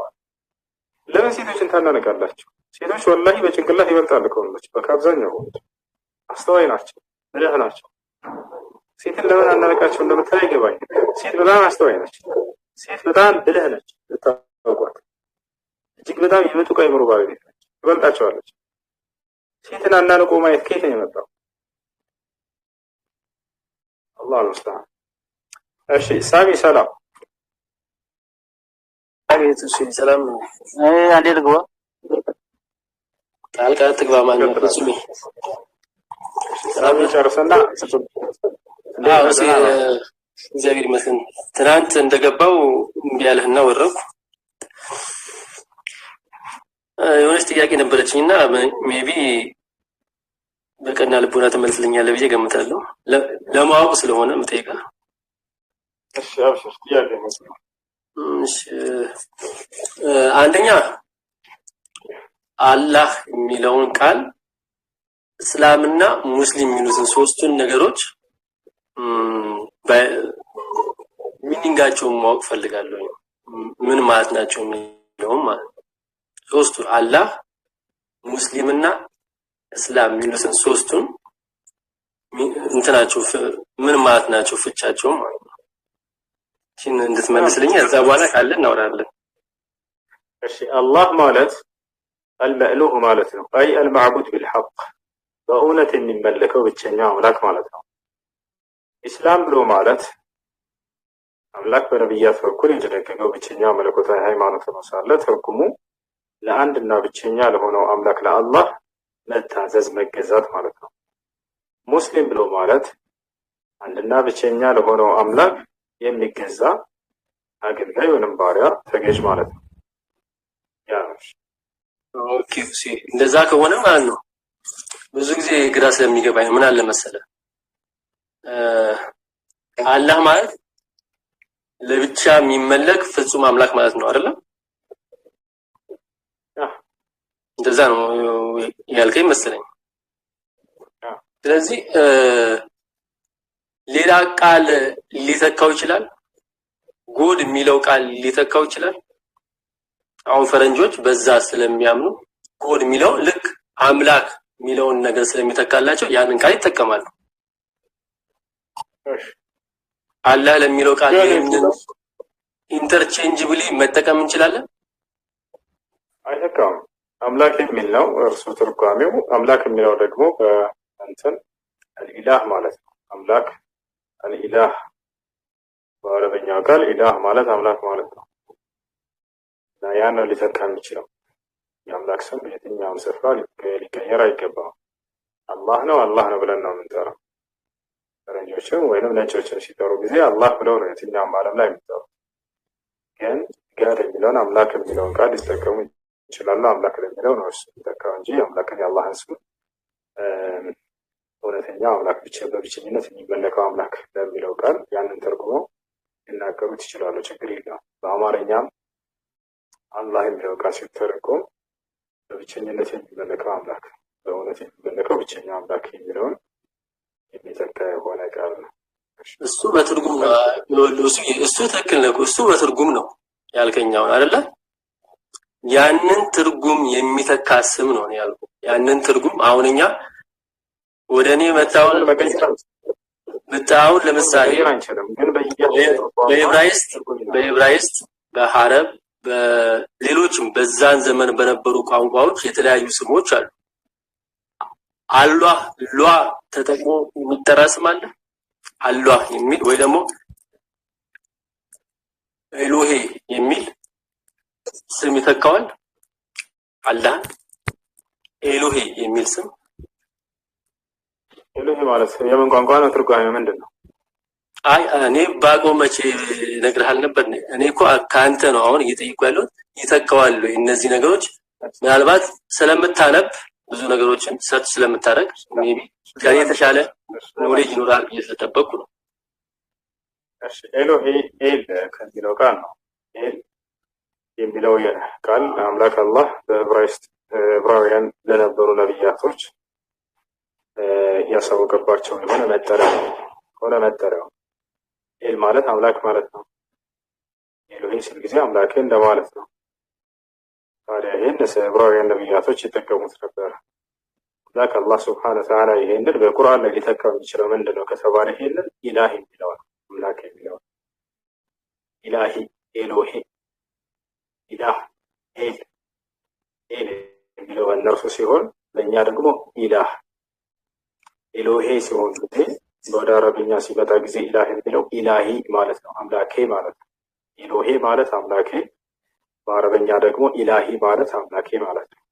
ኤል ማለት አምላክ ማለት ነው በዕብራይስጥ፣ እኛ ጋር ደግሞ ኢላህ ማለት ነው አምላክ ማለት ነው። ስለዚህ ክርስቶስ አምላኩን አላህን በዚህ ይጠራ ነበር፣ ኤሎሄ እያለ ይጠራ ነበር። በእኛ ደግሞ ኢላሂ ብለን እንጠራለን። ኢላሂ እንላለን፣ አምላኬ እንደማለት ነው።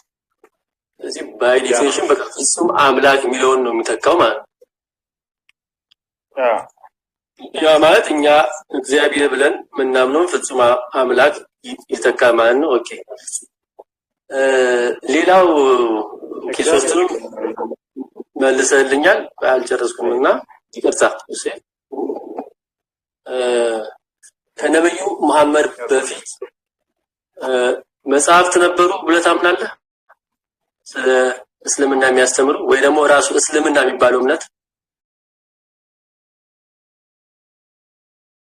ከነብዩ መሐመድ ሰለላሁ ዐለይሂ ወሰለም በፊት መጽሐፍቶች ነበሩ፣ ለነብያቶች ተሰጥቷቸው ነበር። ለሙሳ ተውራት፣ ለኢሳ ኢንጂል፣ ለዳውድ ዘቡር ተሰጥቷል።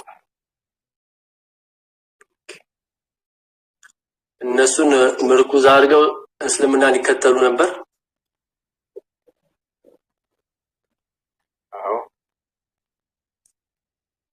ስለዚህ ከነብዩ መሐመድ በፊት እስልምና ነበር እያልከኝ ነው?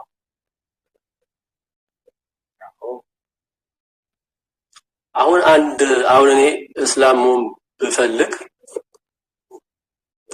መጀመሪያ ማድረግ ያለብኝ ሻሃዳ መያዝ ነው የምትሉት? የትእዛዛት ሁሉ ፊተኛና መጀመሪያ የሆነውን በነብያትም ሁሉ አንደበት ሲሰበክ የነበረውን ያን የትእዛዝ ፊተኛና መጀመሪያ እርሱን በአንደበትህ መስከር በልብህ ማመን። ከነብዩ መሐመድ በፊት የነበሩ ሙስሊሞች ያንን ነገር ብለው ወይ ሻሃዳ ይዘው ነው ሙስሊም የሆኑት? ነብዩ መሐመድ ሳይመጡ በፊት የመጀመሪያው ምንድነው? የሻሃዳ ቃል አምላክን አንድና ብቸኛ እውነተኛ አምላክ መሆኑን በመስከርና በዘመኑ የተላከውን መልእክተኛ እንደ መልእክተኛ ወይም ያን ነብይ እንደ ነብይ መቀበል። ያን አምላክ ያገኘው በዚያ በነብይ በኩል ነውና እሱን የአምላክ መልእክተኛ መሆኑን መሰክራለህ። ትክክል ነው። እሱ አምናለሁ። አሁን አምናለሁ። ነብዩ መሐመድ መተው ካስተማሩ በኋላ ሻሃዳ ሲያዝ አውቃለሁ እንደዛ እንደሆነ ግራ ስለገባኝ ነው። ከዛ በፊት ነብዩ መሐመድ በመምጣታቸውና ቁርአን ከመውረዱ በፊት ያሉ ሙስሊሞች በዚያው ዘመን እንዲሁ ነበር። በየትኛው የነብይ ስም ነበር ሻሃዳ የሚሉት? በዘመኑ ባለው ነብይ ለምሳሌ በኢሳ ዘመን ከሆነ የአምላክን አምላክነት ይመሰክሩና ኢሳን እንደ ነብይነት ይቀበላሉ፣ ይመሰክራሉ። በሙሳም ዘመን ልክ እንዲሁ የአምላክን አምላክነት የአላህን አምላክነት ከመሰከሩ በኋላ የሙሳን ደግሞ መልእክተኛነትና ነብይነት ይመሰክራሉ። አላህ ስብሐነሁ ወተዓላ ይህን በሱረቱል ማኢዳ ምዕራፍ 5 ቁጥር 111 ላይ ይነግረናል። ለምሳሌ وإذ أوحيت إلى الحواريين أن آمنوا بي وبرسولي قالوا آمنا واشهد بأننا مسلمون ይላል። ወደ ሐዋርያቶችም ይላል ቃል በቃል አላህ ወደ ሐዋርያቶችም የትእዛዝ ቃሌን ባስተላለፉ ጊዜ አስታውሳለሁ። ምን የሚል ትእዛዝ? እኔ በአምላካችሁ በአላህ እመኑ፣ መላኩላችሁ መልእክተኛና ነብይን እመኑ አልኳቸዋል። ከዚያም ሐዋርያቶች ምን አሉ? እነሆ በአንተ በአምላካችን በአላህ አምነናል፣ መላከውን መልእክተኛም አምነናል አሉ። ከዚያስ እኛ ሙስሊሞች መሆናችንን መስክርልን አሉ።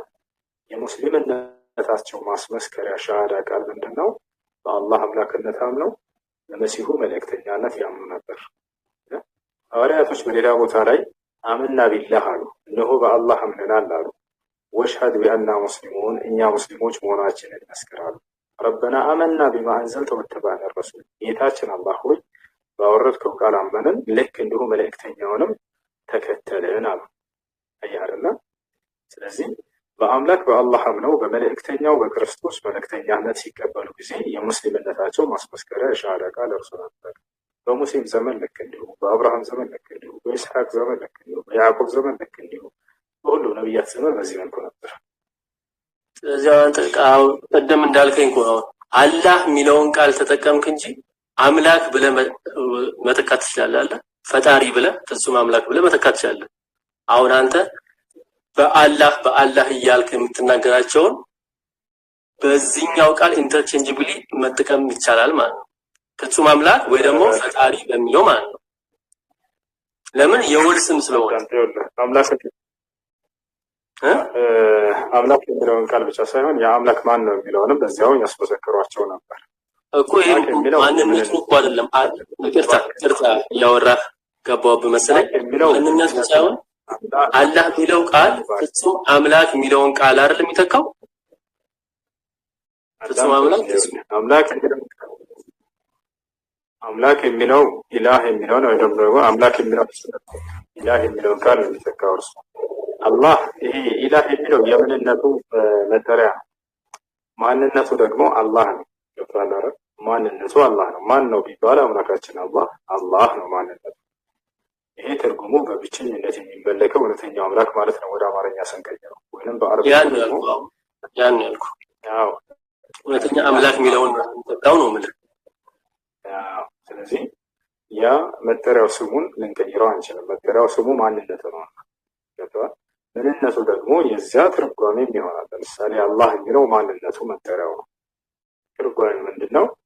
አልኢላህ አልመዕቡድ ቢልሐቅ በእውነት የሚመለከው ብቸኛው አምላክ ማለት ነው ትርጓሜ። ስለዚህ ሻሃዳ ሲይዙ ጊዜ አምላክ ነው ብቻ ሳይሆን የአምላክ ማንነቱ መገለጽ አለበትና ከአላህ በስተቀር በእውነት የሚመለክ ሌላ አምላክ የለም፣ መልእክተኛ ሙሐመድም የአላህ መልእክተኛ ነው ብለው ይመሰክራሉ ሰዎች። በመሲሁም ዘመን ልክ እንዲሁ ከአላህ በስተቀር በእውነት የሚመለክ ሌላ አምላክ የለም፣ መሲሁም የአላህ መልእክተኛ ነው ብለው ሰዎች ይመሰክሩ ነበር። በዚህ መልኩ ነው ሻሃዳ የሚያዘው። ቀጣይ ጥያቄ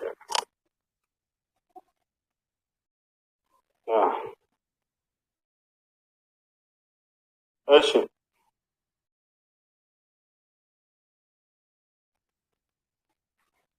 ጥያቄ ያለና ፍጹም ፍጹም አቤት አልኩ። ብዙ ጊዜ ለቀስ ፍጹም አምላክ እያላችሁ እያወራችሁ ነው። እሺ ጥያቄ አለ? አዎ እኔ እንኳን ስለ ዋሻ አንቀላፊዎች ስለሱ ማብራሪያ እንድትሰጠኝ ነው። ለ300 ዓመት ተኝተው ከዛ በኋላ ለተነሱ ሱራ 18 ላይ ነው መሰለኝ ስለሱ ማብራሪያ እንድትሰጠኝ ነው። ሻዳክሽ አዳም ኒያታሽ በጣም ገራሚ የሆነ የአምላካችን የአላህ ድንቅ ተአምር ስራ ስለሆነ በደንብ አዳምጡ። አላህ ምን ተአምር አደረገ ብላችሁ ክርስቲያኖች ልትጠይቁ ትችላላችሁ። ፈጣሪ በነቢያት በኩል ድንቅ ተአምር ሲያደርግ እንደነበር ሁሉ ከነቢያት ውጭ በሆኑ የነቢያት ተከታይ በሆኑ ሰዎችም ላይ ድንቅ ተአምራትን አድርጓል። አሁን የምነግራችሁ ተአምሩ ምንድን ነው ብለን መጀመሪያ ጠር አድርገን ስንናገር ትንሣኤ ይባላል። ትንሣኤ ማለት ከሙታን መነሳት ማለት ነው። ስለዚህ አምላክ አላህ ከእኛ ከነቢዩ ሙሐመድ ሰለላሁ ዐለይሂ ወሰለም ዘመን በፊት በነበሩ ሰዎች ላይ ትንሣኤን አድርጓል። ያ ማለት ለ309 ዓመት አቆይቷቸው በዋሻ ውስጥ ከዚያ እንዲነሱ አድርጓቸዋል። መጨረሻ ላይ ወከዛሊከ አዕተርና ዐለይሂም ሊያዕለሙ አነ ወዕደላሂ ሐቅ ወአነ ሰዓተ ላ ረይበ ፊሃ ብሎ ይናገራል። ትንሣኤ ምንም ጥርጥር እንደሌለው በእነርሱ ላይ እንዳሳየ አላህ ሱብሓነሁ ወተዓላ የተናገረበት ድንቅ ስራዎች ውስጥ በእንዳዳ ሰዎች የሚገኙት ከኢሳ በኋላ መካከል የነበሩ ናቸው። ኢሳ ዓለይሂ ሰላም ካረገ በኋላ ተከታዮች ለብዙ ተከፈሉ። ግማሾቹ ምናሉ አምላክ መካከል ይዞ ከዚያ በኋላ ለሰላም ውስጥ ከቆየ በኋላ ወደ አምላክ አረገ ብሎ ተናገሩ። ሌሎቹ የአምላክ ልጅ ራሱ አይደለም፣ የአምላክ ልጅ በመካከላችን 3 ዓመት ቆይቶ ከዚያም ማረጋ ነው። ሌሎች ደግሞ እኛ የሆነውን ክርስቶስ ይዘን ሰቀል ነው ይሁዳውያን አመኑ። የተሻሉ ክርስቲያኖች እምነታቸውን አምላክ እኛ ማነው ክርስቶስ እንዳልተሰቀለም ግን ከዚያም በኋላ ሙታን አድርጎ ተነስቷል። ይህን ይዘው በእውነት ብቻ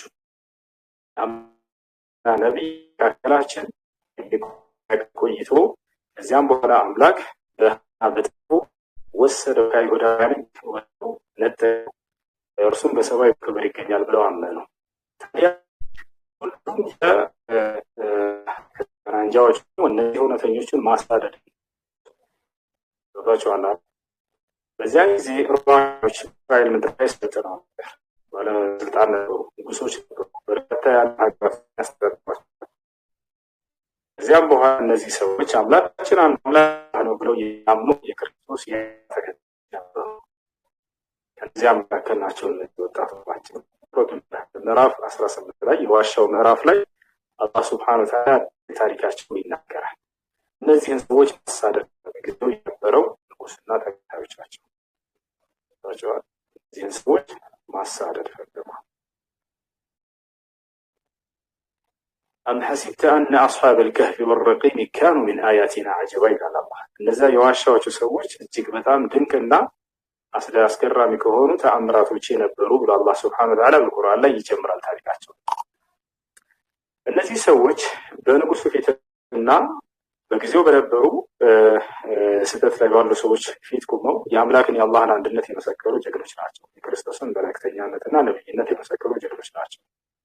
فقالوا ربنا رب السماوات والأرض የኛ ጌታ የሰማይ የምድር ጌታ የሆነው ያ አንዱ አምላክ ብቻ ነው አሉ። ለን ندعو من دونه إلها ከእርሱ ውጭ ማንንም ቢሆን አንጠራም አናመልክም በፍጹም ብለው በንጉሱ ፊትና በጋዲያኖቹ ፊት ቆመው ይሄንን እውነት መሰከሩ። ውስን ነበሩ። የዛኔ ልጆች ወጣቶች ናቸው። ስንት ናቸው ቁጥራቸው የሚለውን መጨረሻ ላይ እንመጣበታለን። ከዚያ በኋላ እነዚህን ሰዎች ንጉሱና በዘመኑ ያሉ የእምነት አባቶች ለማሳደድ ወሰኑ፣ ለመግደል ወሰኑ። ከዚያም እነዚህ ወጣት ልጆች ወደ ዋሻ ሄደው ተጠጉ። አብሯቸው ተከትሏቸው አንድ ውሻ ነበር። ያ ውሻም አብሯቸው ተከትሎ ሄደ። ከዚያም ዲናቸውን ይዘው ሸሹ። እነዚህ ልጆች እምነታቸውን ካልቀየራቸው ትገደላላችሁ በተባሉ ጊዜ እምነታችንን እስከምንቀይር ከሀገር እንለቃለን ብለው ሄዱ። ለአላህ ተጠጉ። አላህም በልባቸው ላይ የሆነን መልእክት ጣለላቸው። ወደ ዋሻው ተጠጉ የሚለው ወጣቸው። ከዚያ በኋላ ወደ ዋሻው ሄዱና ዋሻ ውስጥ ገቡ። ዋሻው ውስጥ ከገቡ በኋላ እዚያው እንቅልፋቸውን ተኙ። ውሻቸውም ከውጭ ሊጠብቃቸው ልክ እንደ እግሮቹ ላይ ተቀምጦ ወደፊት ዞሮ በዚያው ላይ ሳለ ሆነ። አላህ ታዲያ በእነዚህ ሰዎች ላይ ለ309 ዓመት ያክል እንቅልፍን ብቻ ለቀቀባቸው። አልሞቱም። እንቅልፍን ለቀቀባቸው፣ ተኝተዋል። ነገር ግን አልሞቱም፣ ሙተዋል። ፍጹም መሞት ፍጹም አለመሞት ምን ማለት ነው? አልሞቱም ስላቸው ጊዜ ትልቁን ሞት አልሞቱም ነው። ሙተዋል ስላቸው ጊዜ ትንሹን ሞት ነው። ትንሹ ሞት ምንድነው? እንቅልፍ ትንሹ ሞት ይባላል። قال النبي صلى الله عليه وسلم النوم اخو الموت ولا ينام اهل الجنه ነብያችን ሰለላሁ ዐለይሂ ወሰለም ምን አሉ? እንቅልፍ የሞት ወንድም ነው። የገነት ሰዎች እንደማይሞቱ ሁሉ እንቅልፍንም አይተኙም አሉ። በገነት ውስጥ እንቅልፍ የሚባል የለም። እንቅልፍ ምድር ላይ ይቀራል። በቃ በገነት ውስጥ እንቅልፍ የሚባል አያውቃቸውም የገነት ሰዎች። ከምድራዊ ህይወት በጣም የተለየ ዓለም ነው። ምክንያቱም ሰው እንቅልፍ የሚያስፈልገው ሲደክመው ጊዜ ነው። እስኪ እንዳወረፍ እንበል ይላል። ከዚያ ተኝቶ ሲነሳ ጊዜ ኃይል ሰብስቦ ይነሳል። እንደገና እንደ አዲስ ሌላ ሰው ይሆናል። ሌላ ጉልበት ይዞ ይነሳል። ታዲያ የገነት ሰዎች ከመሰረቱ ድካም የሚባል አይሰማቸውም። ጉድለት የለባቸውም። ሙሉ ናቸው።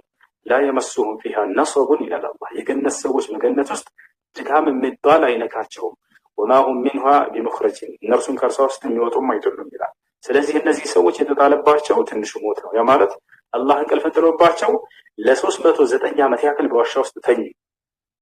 የማን ተከታይ ናቸው? የኢሳ አለይሂ ሰላም የክርስቶስ ተከታይ ናቸው። እጅግ በጣም ጀግና የሆኑ አማኝ የእርሱ እውነተኛ ተከታዮች ነበሩ። አላህ በጣም ይወደዳቸው፣ አላህ በጣም ያወደሳቸው ከኢሳ በኋላ የመጡ ሰዎች ናቸው። ከዛ ዋሻ ውስጥ ተኙ። ጠላቶች ወደዚያ መጥተው በፍጹም ሊቀርቧቸው እንዳይችሉ አደረገ አላህ። በመላእክ ያስጠብቃቸው ነበር። መላእክ ይጠብቋቸዋል። አንድ ሰው በጎኑ ከተኛ እንቅልፍ ከሆነ የተኙት በጎኑ ከሆነ የተኙት የቀኛቸው ሊጎዳ ይችላል አይደል? ወደ ግራ መዞር ያስፈልጋቸዋል አይደል? ታዲያ አላህ ምን እንዳለ ታውቃላችሁ? ወንቀልቡሁም ذات اليمين وذات الشمال አለ። ወደ ቀኝም ወደ ግራም አገለባብጣቸዋለሁኝ አለ። መላእክ ተልከውላቸው እነዚያ መላእኮች አንድ ወደ ቀኝ አንድ ወደ ግራ ያገለባብጧቸዋል። በፍጹም ሰውነታቸው ጉዳት እንዳይደርስበት ለ309 ዓመት ያክል በዚያው ቆዩ። የሚገርማችሁ ወደ ዋሻው በገቡ ጊዜ ፀሐይ ታንጸባርቃቸው ነበር በትክክለኛ ወጣቷ። ግን ፀሐይ እንዳታንጸባርቃቸው አላህ ለነርሱ ክብር ሲል የፀሐይን አቅጣጫ ሁሉ ቀየረላቸው። ትንሽ ጠጋ ብላ እንድትሄድ አደረግኩላቸው አለ አላህ። ያ ሰላም وترى الشمس إذا طلعت تزاور عن كهفهم ذات اليمين وإذا غربت تقرضهم ذات الشمال وهم في فجوة منه ذلك من آيات الله ይህ ከእኔ ከአላህ ድንቅ ተአምራቶች መካከል ነው ይላል። አላህ ለአንተ ክብር ሲል አንተ እርሱን ከተጠጋ ከእርሱ ውጭ ማንም የለኝም ብለህ በእርሱ ላይ ከተጠጋ የዓለምን ስርዓት ሁሉ ሊቀይርልህ ይችላል። የዓለምን ስርዓት ሁሉ ሊቀይርልህ ይችላል። ለነቢያቶች ከሚያደርግላቸው ትልቁ ነገር ይሄ ነው። ከሙሳ በኋላ ወይንም ከሙሴ በኋላ የተላከው ነብይ ማን ይባል ነበር? የሙሴ አገልጋይ ዩሻዕ ኢብኑ ኑን ይባላል ወይንም ኢያሱ ይባላል። ኢያሱ የተባለው ነብይ ሙሐመድ ሰለላሁ ዐለይሂ ወሰለም ሐዲስ ላይ ሲገልጹት ምን አሉ? ከእናንተ በፊት ከነበሩ ነብያቶች ኢያሱ ወይንም ዩሻዕ ኢብኑ ኑን የተባለው ነብይ አሉ። አላህ ለዚህ ሰው ካደረገለት ድንቅ ተአምር ሲገልጹ ነብዩ ሰለላሁ ዐለይሂ ወሰለም ከጠላቶቹ ጋር እየተፋለመ ያለ ፀሐይ ልትጠልቅበት ሆነች አሉ ነብዩ ሰለላሁ ዐለይሂ ወሰለም። ድል ሳያደርግ ማለት ነው። ድል ሳያደርግ ፀሐይ ከጠለቀች በሚቀጥለው ቀን ሌላ ኃይል ሰብስበው ሊመጡ ነው ጠላቶች። በዚህ ጊዜ ኢያሱ ጸሎት አደረገ፣ አላህን ለመነ። ምን አለ? አምላክ ያላህ ሆይ በጠላቶች ላይ ድልን እስክነሳ ድረስ ይችን ፀሐይ እንዳትጠልቅ ያዝልኝ በቃ አለ። አላህ ሁሉም ነገር እንደሚያደርግ ያውቃሉ ነብያቶች። ما يعرفون يعني مستحيل عند الله عز وجل كالله زند የማይቻል ነገር አለ ብለው አያስቡትም። ሁሉን ነገር ይችላል ብለው ያምናሉ። እንግዲህ ፀሐይን ይዝልኛል ብለህ ማሰብ ከባድ ነበር አይደል? ለነብያቶች ግን ከዚህ ፀሐይ ከመያዝ በላይ የአላህን ከባድነት የአላህን ታላቅነት ስለሚያውቁ አምላክ ያላህ ሆይ በጠላት ላይ ድልን እስክነሳ ድረስ ይችን ፀሐይ እንዳትጠልቅ ያዝልኝ በቃ አላህን ሰማው አሉ ነብዩ ሰለላሁ ዐለይሂ ወሰለም። فحبس الله له الشمس حتى انتصر على اعدائه አሉ። በጠላቶቹ ላይ ድልን እስኪነሳም ድረስ አላህ ያችን ፀሐይ ያዘለታል። ወዲያው ኢያሱ ወይንም ዩሻዕ ኢብኑ ኑን በጠላቱ ላይ ድልን ከነሳ በኋላ አምላክ ያላህ ሆይ ፀሐይዋን አሁን አስገባት በቃ ፈቀድኩኝ አለ። ወዲያው አላህ ሱብሓነሁ ወተዓላ ፀሐይዋን አስገባት። ይሄን ነገር ታዲያ አላህ ለማን? ለኢሳ ተከታዮች ያደረገላቸው። በዋሻው ውስጥ በገቡ ጊዜ ፀሐይዋ ታንጸባርቃቸው ነበር አለ አላህ። ነገር ግን እንዳታንጸባርቃቸው ፀሐይዋን ጠጋ አድርጌ ከዓይናቸው ሰውርላቸው ነበር አለ። وترى الشمس إذا طلعت تزاور عن كهفهم ذات اليمين وإذا غربت تقرضهم ذات الشمال وهم في فجوة من ذلك من آيات الله من يهدي الله فهو المهتد ومن يضلل فلن تجد له وليا مرشدا وتحسبهم أيقاظا وهم رقود على الله كتب النرسو ينقوا يመስሉሃል አለ። እነርሱ ግን የተኙ ናቸው አለ። እንቅልፋቸውን ተኝተዋል። ይታል እነሱ በእንቅልፍ ዓለም ናቸው። ونقلبهم ذات اليمين وذات الشمال ወደ ቀኝና ወደ ግራም አገለባብጣቸዋለሁ አለ አላህ። መላእክቶችን ልኮ ያገለባብጣቸዋል። የመላእክቶችን ስራ ወደ ራሱ ያስጠጋል። በእርሱ ትእዛዝ ስለሆነ የተሰራ ወከልቡሁም ባሲቁ ذراعيه بالوصل ይላል። ውሻቸው ደግሞ ውጭ ላይ በሩ ላይ ከዋሻው በሩ ላይ እግሮቹን ዘርግቶ አለ። በቃ አያችሁ፣ ለውሻው ያን ጸጋ አላህ ሰጥቶታል። የምን ጸጋ? የመቆየትን ጸጋ ለእርሱም ሰጥቶታል። መልካሞችን ከተጠጋ አንተም መልካምን ነገር ታገኛለህ። ክፉን ስትጠጋ ክፉ ነገር ይከተልሃል። አሳሂቡ ሳሂብ እንደሚታረጉት ጓደኛ ጎታች ነው። ወደ መልካም ከሄድክ በቃ እነሱ ወደ መልካም ይስቡሃል። ወደ መጥፎ ከሆነ እነዚያ ሰዎች የሚሄዱት ወደ መጥፎ ይስቡሃል። ስለዚህ አላህ Subhanahu Wa Ta'ala አለመበስበስን ለእርሱም ሰጠው። ከዚያ በኋላ ሰዎች በዚያ ዘመን ጠላቶች እነርሱን ለመያዝ በሚመጡ ጊዜ የሚኖራቸውን ገጽታ አላህ በቁርአን ላይ ገለጸው። አወቁ ሰዎች በዚያ ዋሻ ውስጥ እንደሚገኙ እነዚያ ጠላቶች አውቀዋል፣ ግን እነሱ ጋር እንዳይደርሱ አገደ አላህ Subhanahu Wa Ta'ala ሲናገር ምን አለ? لو اطلعت عليهم لوليت منهم فرارا ولملئت منهم رعبا ማንም ሰው የዛኔ ወደ እነርሱ ብቅ ብትል አለ ከእነርሱ ሸሽተህ ጀርባህን ሰጥተህ የምትሮጥ በሆንክ ነበር አለ።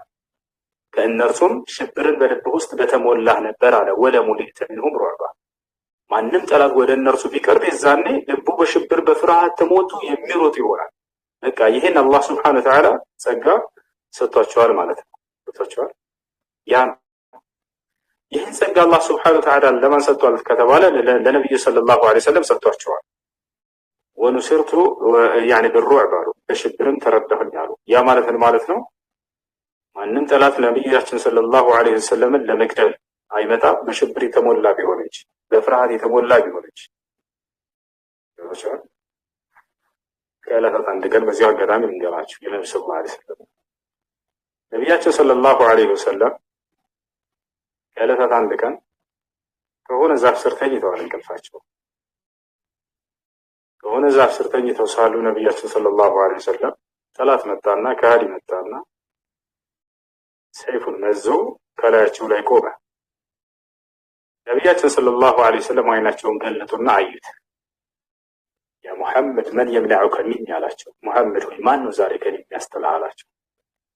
ነብያችን ሰለላሁ ዐለይሂ ወሰለም ያምላካቸውን የአላህን ቃል የአላህን ስም ከፍ አድርገው አላህ አሉት።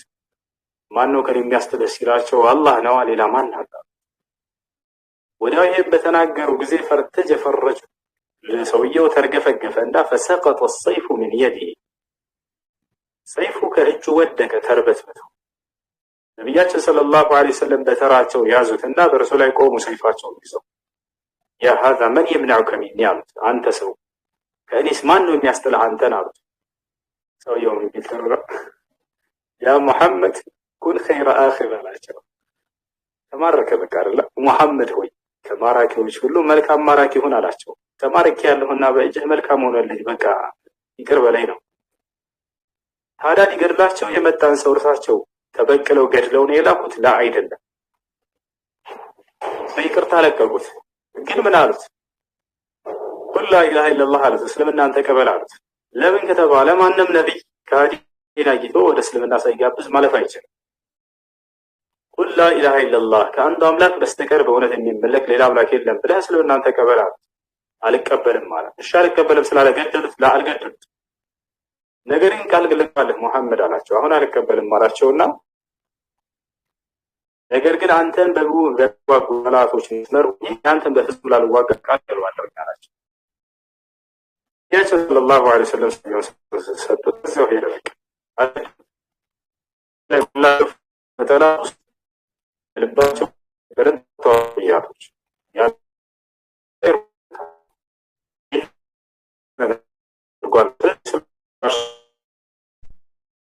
እዚህ አማላ